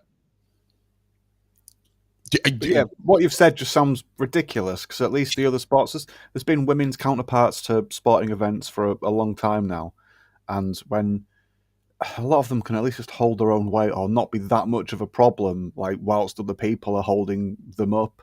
But then if they can't even take it seriously to the point of just like wearing makeup and accessories that are like detrimental to their performance or to the game, or when someone has like a laugh at their expense, they can't even just be like, oh yeah, that was pretty silly or whatever. They have to throw them out because they're thin-skinned. It really screams sort of like, this has to happen because we're told someone it would happen, and it's not going to stay afloat naturally. And yeah, that's why I keep saying about the women's wrestling, just to circle it back to wrestling, is just give them their own show and just let the ratings and let everything be shown that way. But instead, it's forced onto the men's, and it ends up being 50-50, which isn't what anybody really wanted. But at one point, we were just it was just decided that that's it now. Men and women are 50% equal in everything. Apart from like construction jobs and dangerous jobs and working in the sewer and things like that. But the glamour, certain other things where we want that 50%, we'll force it upon you, and you will do it, or you are bigots and twats and just mean men, and it's silly. Let them. Just split the women. To go back to your point with the women's NBA, just let it split up and just let it be its own thing and see how long it lasts. And then if it falls over, just don't save it and be like, you wanted this. This is the point you were trying to make, and it's gone under because you were way too busy with like weaves and throwing men out for laughing at you. It's growing. It's going to get bigger because of all of this. It's going to become more of a drama show. I think that's where everything's kind of going. Maybe the WWE is onto something, and they're like, listen, everything is going to become reality TV at the end of the day, whether we like it or not. It's almost they're doing it with pro sports now. Like, because I'm a total believer in it. I don't believe any of this is real. I don't think that, these guys aren't training, aren't trying to win ball games, the women or the men or whatever. But these games can be so easily guided by the refs that in really any sport, they said hockey's the hardest, which it makes sense. Low scoring games. The puck slides here or there, but with basketball and everything else, football, where, it's 60 minutes of football, but within those 60 minutes, it's only really 2 minutes, 3 minutes worth of time within those 60 minutes that really matter. And whatever the refs want to do with that time is what the outcome of the game will be. And I think some people are getting there. I don't think they're as far ahead as I have. I've been questioning this stuff for a long time, but it's almost like right in our face. Plus, don't forget, if you just go back and look at old court cases with the U.S. government and things like that, that you find out that this is entertainment. It's not an athletic sport. Like, you get athletics in college, but even that, I'm sure, is all phony baloney at this point in some shape or form. Like I said, you don't have to have people cheating, which people are actively right now. It's already been proven. A guy with not Malik Beasley. I don't want to say the wrong names, but one of them was caught up in gambling. And then you go back and look at some of his games, and he's obviously point shaving and stuff. So it's the Wild West out here, it feels like. Where did the adults go? That World War II generation, they call them what, the greatest generation, whatever, the ones above the boomers. After they basically aged out and died off, it's like we're in the fucking zombie apocalypse now. Yeah. Dystopian hellscape, our lass refers to it as. In a really positive way. No, it's some places are, it's a bit shit. Like, it really feels like we're the adults to tell everybody that this is not good. It just seems like there's hordes of people that are like on board with this. They actually think it's better now than it's ever been. Dr. Huge, Michael Jordan sucks. Haven't you heard? Like, what? Huh? And they're doing this with everything, right? Lately. But there is some pushback. It's not really about this guy or this doll that I have or anything, but it's about, it's a principle of the matter. And that's really all we can argue and fight against out here. Right? Super deep for a wrestling comedy show, but we did it. Yeah, I think the greatest generation, like you say, have sadly dwindled. Their children, the boomers, are now properly in charge, and they're maybe not being as grown up about it as the greatest generation told them to be, and they're being a bit just and we're in charge now, and we're gonna pretend we're still 30 or whatever and cling on to being young, and what's that? Those young people will pretend to like me if I say I'm into their new fangled thing. Cool, let's just pretend. And yeah. Oh, I could never do that. Imagine, we got politicians over here, Danny. They got purple hair. They're bald like Dr. Huge. Not the men. Like, it's, huh? It's Klingerons. Everybody's losing their minds really at a real fast rate. But what's other real news we can talk about? I know you would love to hear about the King's Court. I know you want to hear about this. Just somebody that hates, actually despises this type of entertainment. Yeah. I think it's hilarious. I get it. I get why you don't like it. And I don't say, I'm not like, hey, you're wrong. Nope, you're not wrong at all. It's pretty bad. But I think it's so just dumb entertainment you can have on in the background while you do other stuff. And then there's a few moments every show, you just got to wait for it. And with it, I've been keeping up. We're in episode 3 now. It's been coming out on Mondays. I finally figured that out. But from episode 2 to episode 1 was kind of boring, but they were basically telling you the characters, and I already know. I know all these guys. I don't know any of the women, and they explain that as it goes on. But episode 2, 2 of them just left and quit because they knew they were going home, because they brought in new girls. They just keep bringing in new girls, and it pisses everybody off. Hilarious. Then we got so the littlest guy in this group, Tyson, what's his name? The supermodel from the 90s. He's now, by this episode, is just macking it to every chick in the place.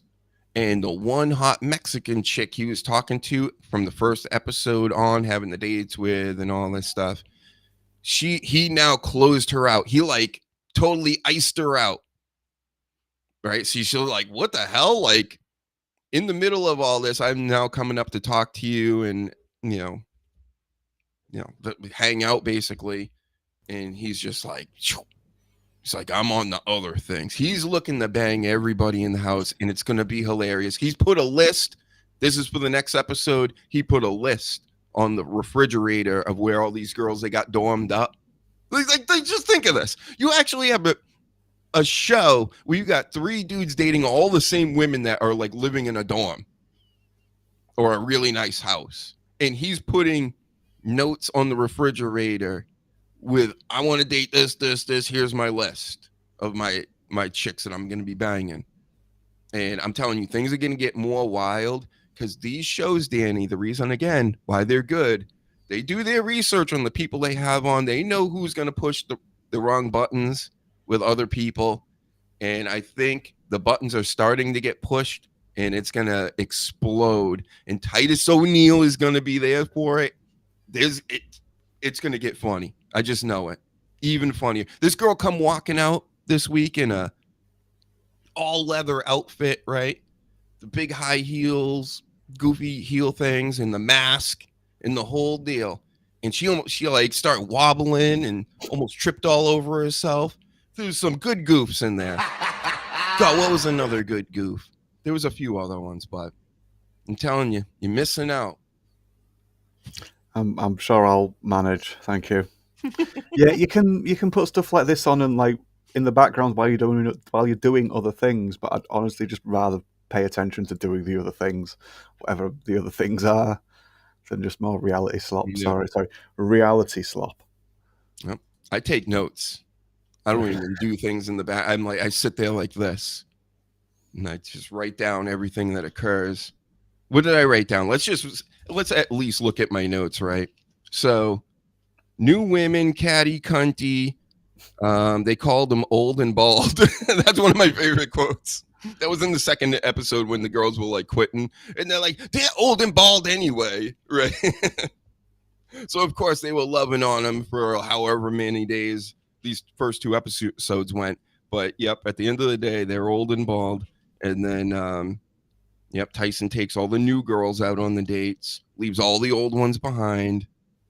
Titus apologizes to a lady about aggressive comments because she was like, listen, Titus, I'm a black woman and you can't be calling me aggressive and stuff like that because we got that stigma of being aggressive unless you want to get punched in the face. and then Titus was like, I don't want to be punched in the face. You're definitely not aggressive. It kind of please stop being aggressive. That's how it went in my head. But then Carlos Boozer had the girl that was calling everybody old and bald. She was going around to all the other girls, and especially the ones he likes, which he likes like the hottest chick in the house. He's the ex-basketball player. So the first night he seen one of the hottest chicks there and was like, yep, I want her. And has been hanging with her ever since. So this other ghetto chick like was just going, he's been married and he cheated on his first wife. And, she's doing all this stuff like while she's in the area. And it becomes a whole thing. More drama ensues. Oh my goodness. They really should make me the host of this show, not Rodney Peete. Why Rodney Peete? He was just a football player. Like, it's like having Pat McAfee on one of these shows. So, Titus wrestles. So episode 3 comes out, and the first thing that happens, they got more women coming in, these newer batches of ladies. And that's when, you know, they got them dressing up weird. That's why that lady was dressed up in the dominatrix stuff. And then Titus O'Neil is like slapping dudes. He's the Big Show all of a sudden. He's like really putting it on these jobbers. They didn't get one punch in, and that was supposed to like put him over with the ladies and all this. And yeah, I mean, a solid episode, right? Bravo. You guys liking this analysis? You want more of this in the future? Let me know. Keeping up. Tyson disses is Mexican for more hoes. I wrote that down. Yeah. Oh, but this is what's going to happen in the future, folks. Stay tuned, because episode 4, the Mexican lady, super hot Mexican lady, is going to go to the final dinner mixer thing that they have, and she's gonna tell everybody, tell the world what a piece of shit Tyson is, basically. So look forward to that. And Boozer and Titus O'Neil, the two big guys, are going to have big guy heat finally, because they're going to be going after the same chick. And it could be a whole nother batch of new girls, because I don't recognize this one, because it looks like they're starting to bring in hotter and hotter chicks, which is making it more chaotic. And they all want this one chick, apparently. And yep. Maybe we'll get some real wrestling going on. That's what we need on these reality shows. You need the cops involved. You need something going on. You know, if you don't have that, is it really a good reality show? I say no, as an expert and an analyst on these things. Thank you. You should do a whole one-man show about just reality TV at the Comedy Cellar or something. Yeah. Paladin says there's too much money involved for not have some fixed games. That's right. That's what we were talking about before. And you're right. There is too much money involved, especially now. They're putting out all these gambling apps. My favorite thing, just like the casinos. So if you're smart like Dr. Huge, you're a genius, right? You walk into a casino and the casino goes, oh my goodness, this guy's a genius. And then they'll send people to you and they go, you can't play here. You're too good at this. And then now on the gambling apps, if you win too much, if I don't know, algorithms, AI or whatever, the people themselves, they notice that you're like killing it and you understand how this works, they'll just go, you can't use this app anymore. Sorry about it. We just don't want you to use it. So they only want losers. Okay.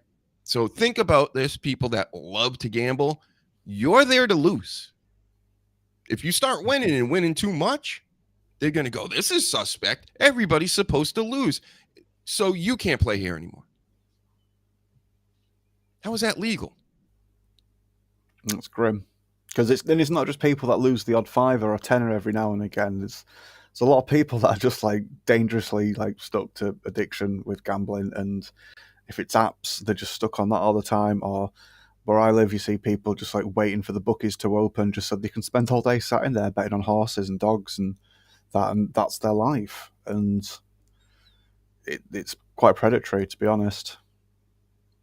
The people doing the preying on the addicts, obviously, yeah. Oh, yeah. And now they're going after the kids because with all the gambling apps, it's... Yeah. But yeah. Sports, no, what do they call it? It's not... They don't call it gambling. That's how they get away with it, isn't it? They call it, like, sports predicting and things like that. Yeah, they're sneaky bastards. It shouldn't, yeah. I'm telling you, man. Anybody listening to this right now, it's okay to... If you want to gamble, like, $50 a year or whatever on a season, like... You know, little small time things to make things a little more interesting. That's one thing. But to be out here hundreds and thousands and then it starts getting to like thousands and thousands of dollars, you're just going to lose overall. You may get some wins, but overall you're going to be a loser. And I just never understood it. Just go play a video game or something instead. That's what I do. I don't know. I get the same dopamine hit, I think. And that's why when I gamble, it actually makes me upset.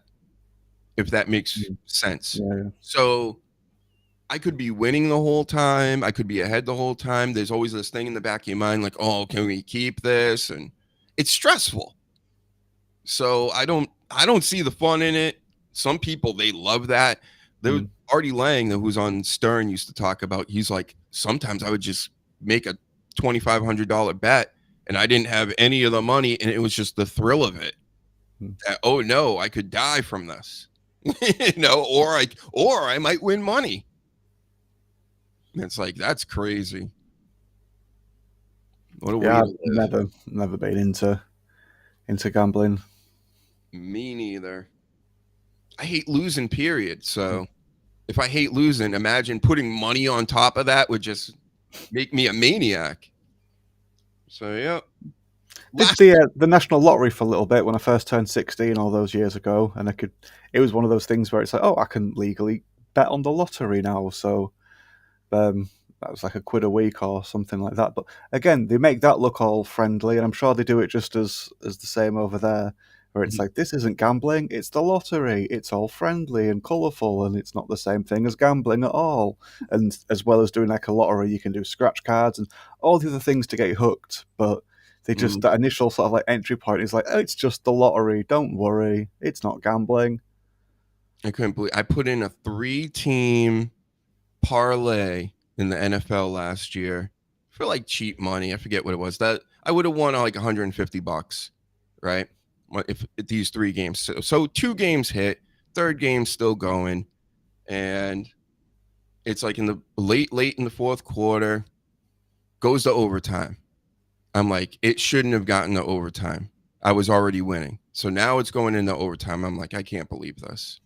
It's off this cheap ass bet. I could win this.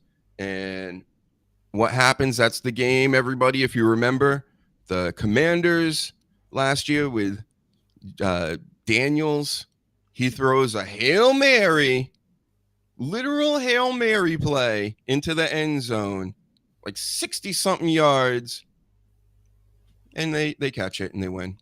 I'm out $150 like that.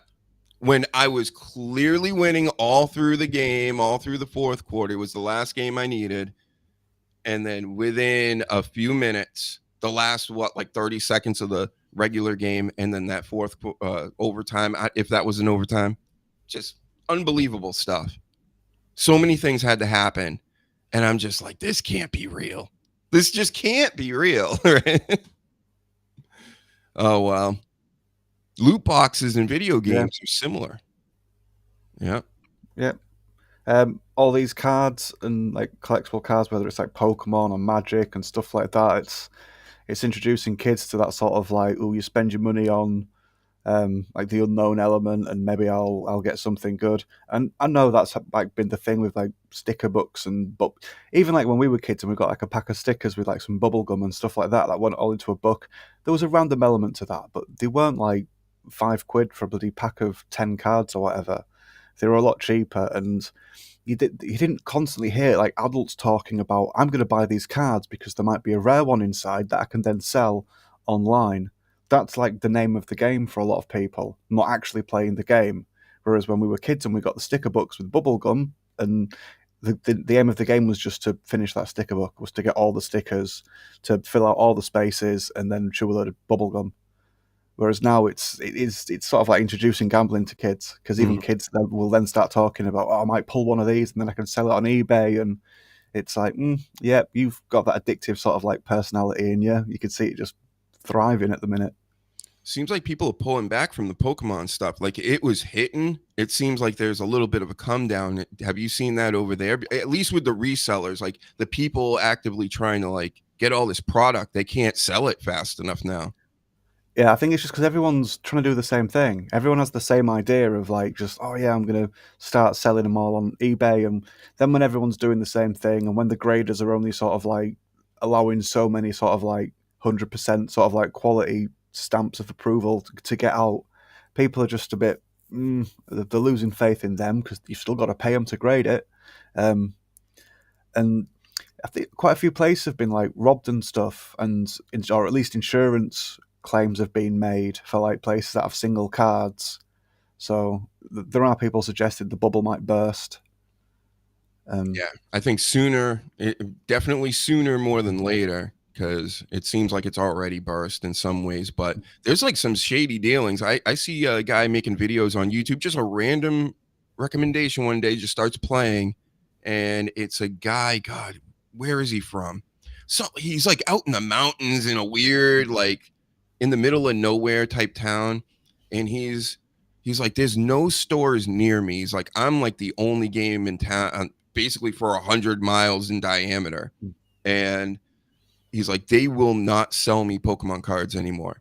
And he's like, got Pokemon stickers on his window, like he promoting that he has this stuff. And he's like, I'm supposed to get this, I'm supposed to get that. But then they just keep saying that he doesn't sell enough, or he doesn't do this, or meet all these different requirements. They just don't want to send it to him, because the game's now rigged at that level.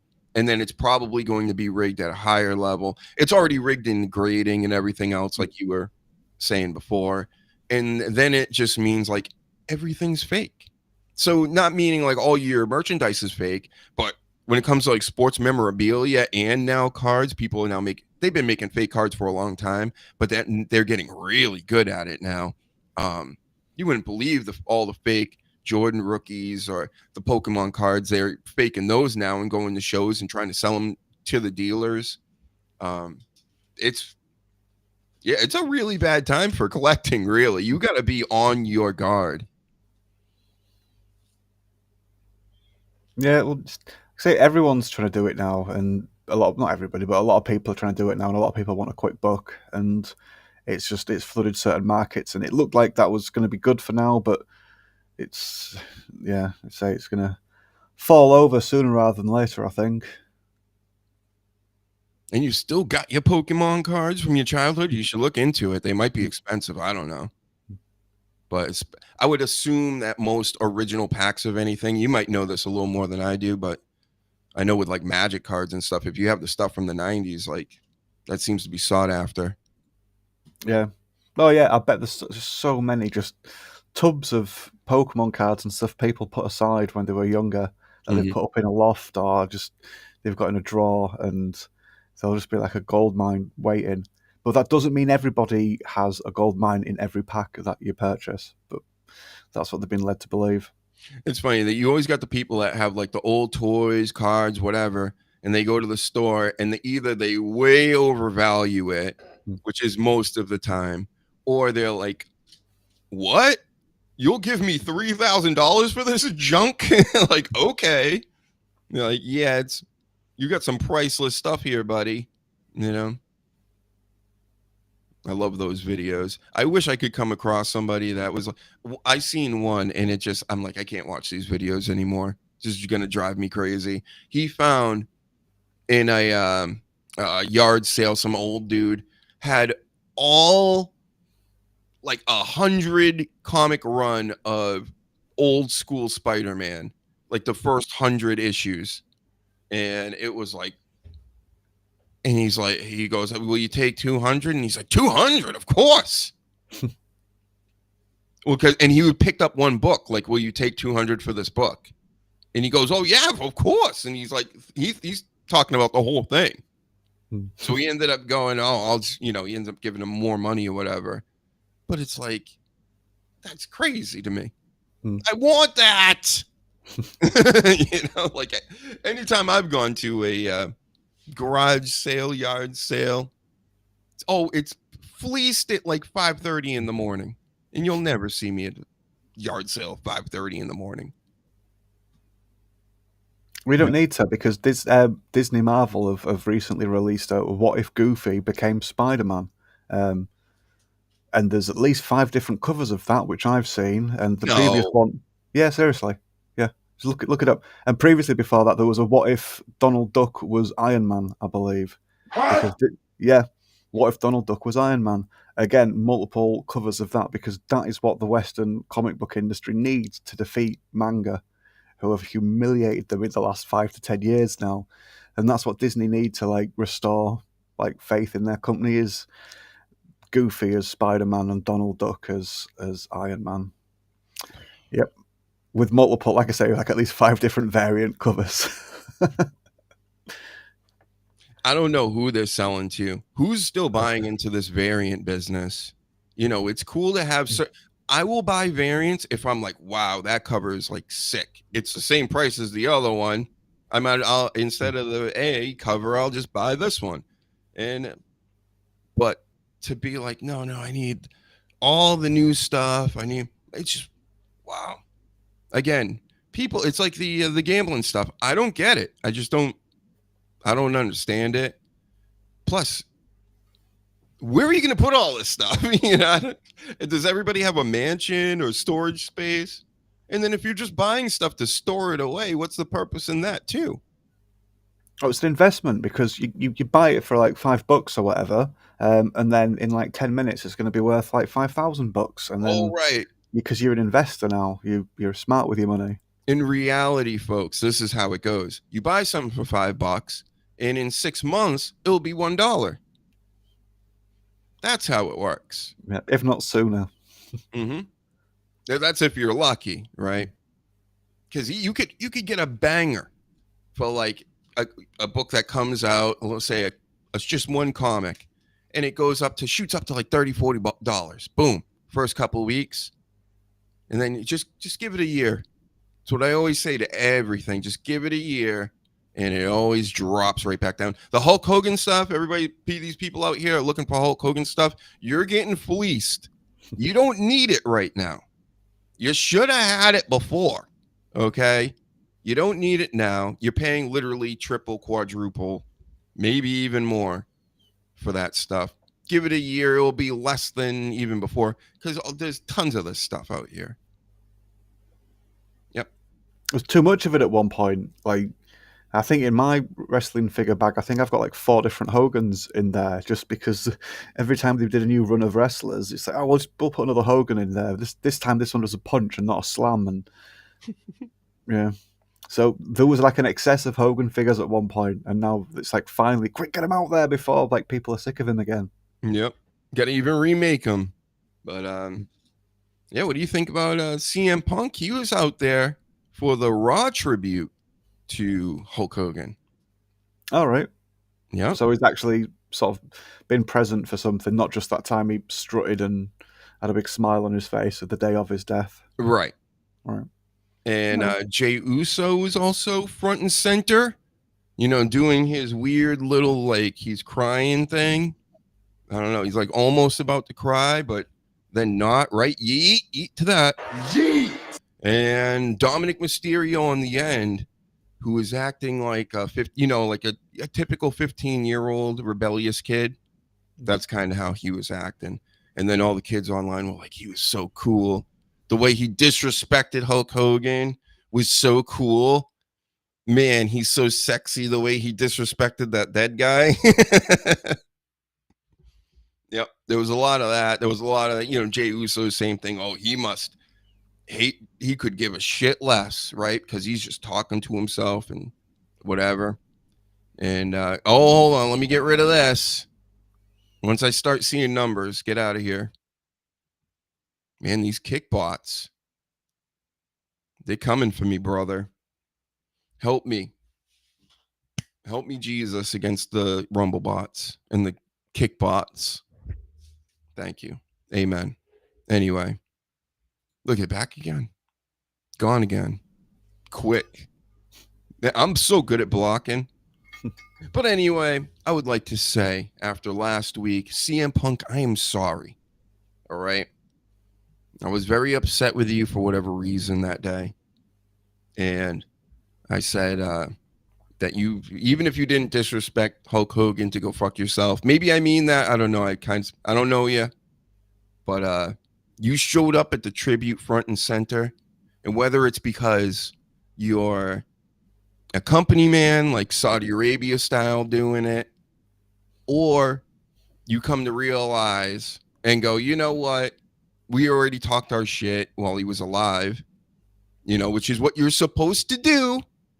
I'm not saying you weren't even supposed to do that, talk your shit. But to talk shit after somebody's already gone and you're not like you're not just goofing around and lighthearted college humor type stuff with it. You're actually like going at the person. It doesn't seem like he's doing that. He's not going to do that. I'm fine with that. I think that's good. Coach says F Punk still. Yeah, all right. I'm saying I'm retracting last week's statement at least. Just like I retracted the statement about Ric Flair pooping his pants because it might have been fake. Maybe. Yeah, possibly, but it's still in the realms of probability. So Sure is. he gets very excited and is an old man, and it wouldn't, you know what I mean? It wouldn't be the strangest thing I'd ever heard. You know what gets everybody extra excited if you want everybody pooping their pants out here? Hold on, what is this? What is this? Something just showed up on my phone, and I didn't even touch it. What? What is going on? All right, I'm putting that over here for now. I don't know. I've never seen a screen like that before. That's all I got to say. More on that later. Remind me about that sometime. I don't know what that was. Anyway, I'm sure it wasn't anything too spooky. But it was like showing a camera, and it was like going into a mode I've never seen. Fun times. Hey, what were we talking about? Oh, Ric Flair pooping his pants? Yep. Ric Flair, where are you, Ric Flair? Woo! It could have happened. Yep. Excitement. And I was ready to get everybody excited. That was my plan. Here, this is what we're gonna do to get everybody pooping pants. G, G, G, G, G, G, G, G, G, G, G, G, G, G, G, G, G, G, G. Anytime you want to jump in there, Danny. Good, thank you. G, G, G, G, G, G, G, G, G, G, G, G, G, G. Take that. Once a show. Been saying it lately. We gotta get this workout in. We've been sitting too long. Do our jazzercises to the yeet. There. All right. We killed it, everybody. Good job, everybody. See, Paladin's here. He's yeeting. Tell him, Danny, no yeet. No yeet. Canadians Not at don't all. like no yeet. No. And then we got some that like the yeet. G, G, G. Man, best podcast ever today. We're killing it today. How about this for a story? There's another El Americano, Grande Americano is in third, and his name is Pete Dunne. G. That's what I everybody. I thought the third one was going to be like a novelty one, like Otis or something like that. Yeah, I thought it could have been Chad Gable at first. And then a closer look, it was a white mask. How dare these other guys become Grande Americano when they didn't even take a pilgrimage to the slums of Mexico? Where did he go? Tijuana or something? And then he went into a back alley and got a box from this homeless dude and opened it up and found the mask, and that's how he became. How did these guys become? Where are their origin stories? I don't see him. Chad Gable needs to come back stat as the OG, the AG or whatever. No, the OG AG. You're right. The OG AG. That's right. So, I mean, Triple H, we're sitting right here on all these great ideas. I mean, the Sleaze had plenty of them earlier. All that cuckolding stuff. Yep. That could be on there. I mean, you did worse. You were in a funeral home about to hump a lady, Triple H, in a casket. So, that's not that crazy. Thank you. We'll send our story to Stamford, Connecticut, where all the pussies live. Right, Del Rio? Where all the pussies live, right? Exactly. That's where they live. And did you hear Del Rio? WWE wants him back. Possibly, Really? maybe. Mm-hmm. I'll believe it when I see it. He's a pain in the ass. He's just caused trouble for them before, and I don't think he's might have grown up. Yeah, but what's he going to draw? What's the attraction? They say he's super over in Mexico. These are certain people in the business. This is the rumor that there's a few people in the business that are like, we got to get this guy. And honestly, I think I'm on board with that too. If I were working at WWE, I know Alberto Del Rio can go. I've seen him recently. He comes with a lot of that drama that creates more intrigue. I think it's all good for business. As long as he's not doing anything crazy and getting out of line and all that, I would say give him another chance. And who knows? Maybe he's grown up, at 60 years old or whatever he is. But I think he might have, because he was making it work in AAA. And they were making gimmicks out of him being kind of like a lunatic and popping off at the news station. Remember? We were showing that video a few months back, and that was all a work. And I don't know.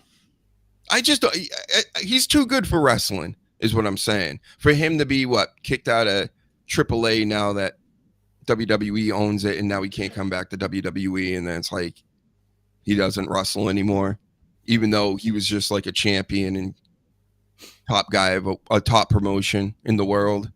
I don't know. Give him another chance, right where the pussies live. Hey, big nose with a small dick. Come on, Triple H. Imagine one day you're at the White House with Trump, all these fancy people, and the next day you're with Alberto Del Rio. Hey, big nose with a small dick.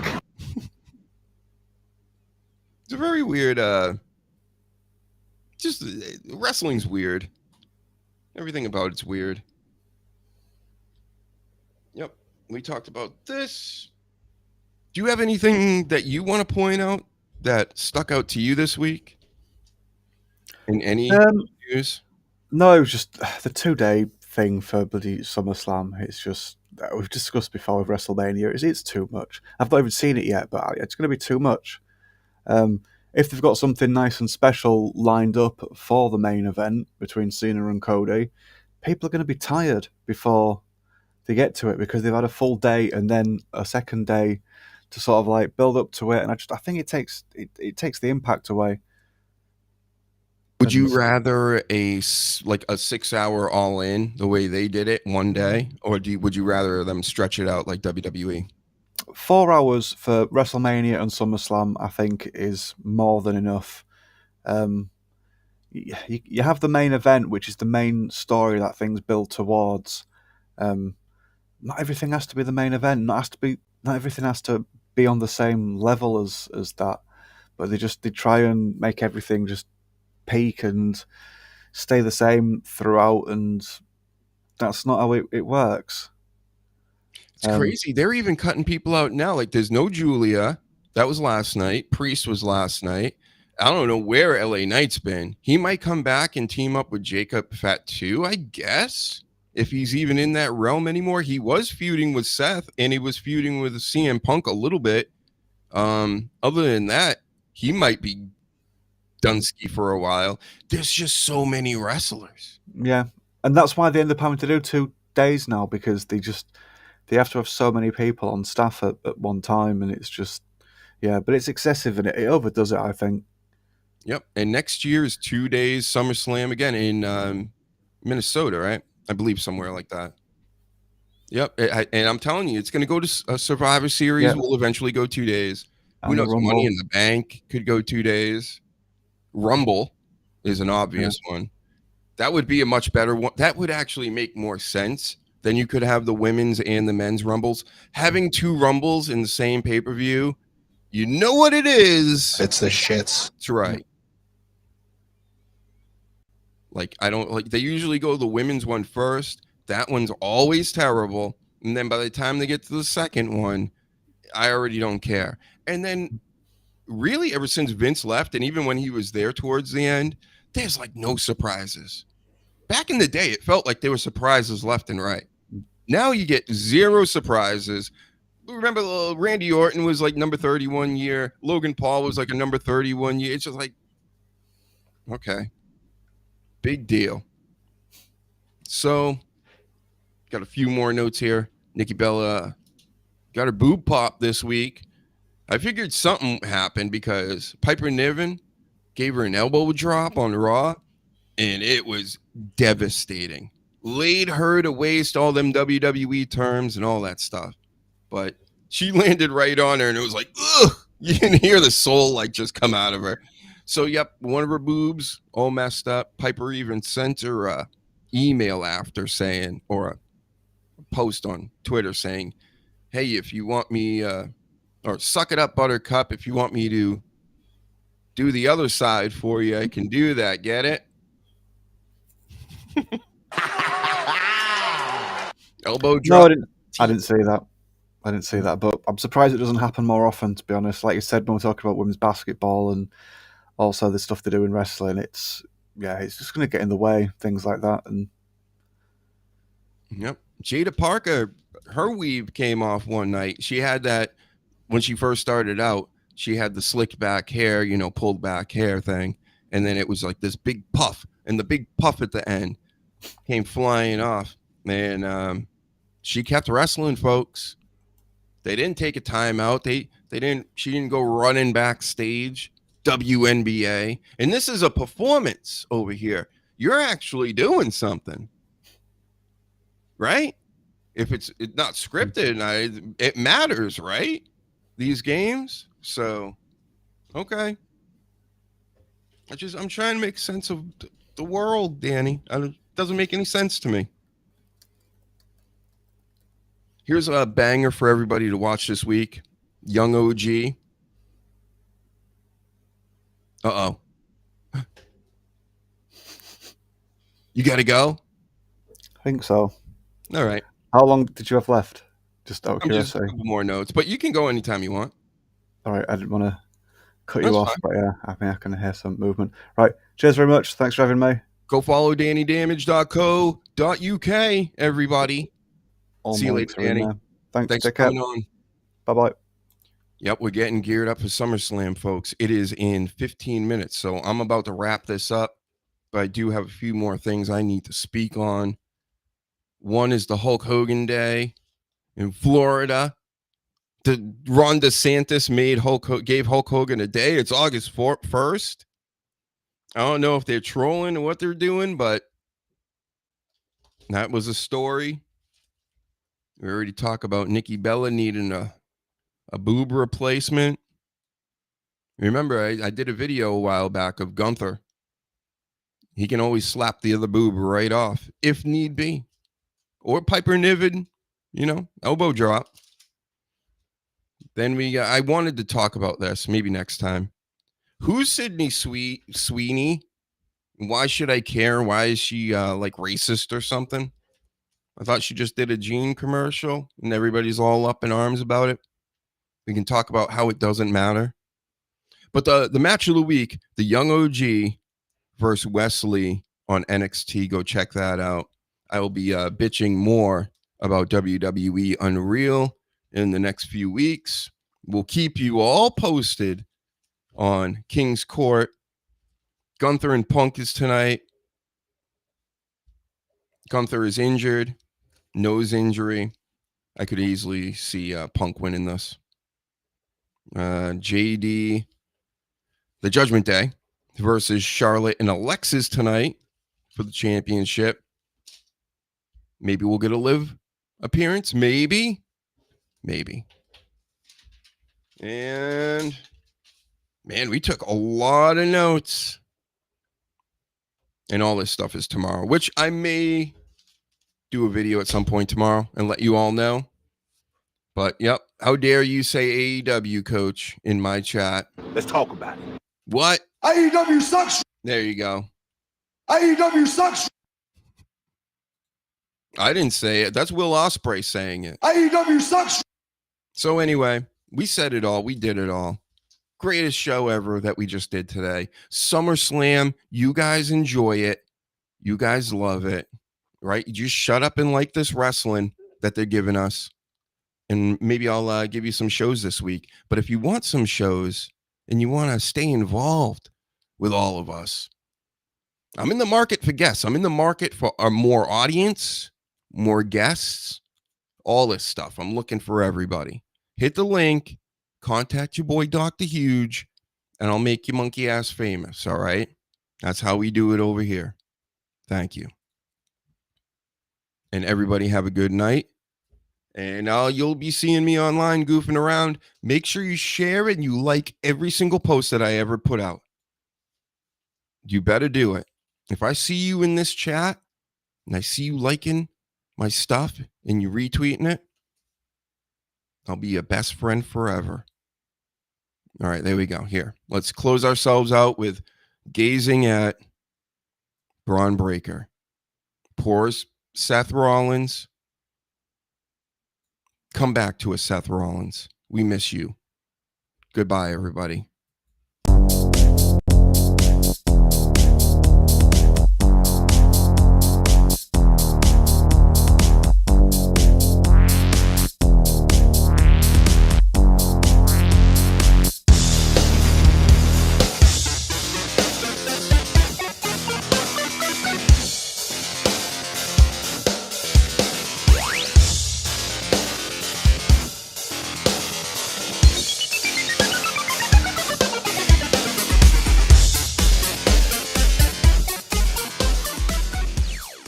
AEW sucks. AEW sucks. Go fuck yourself!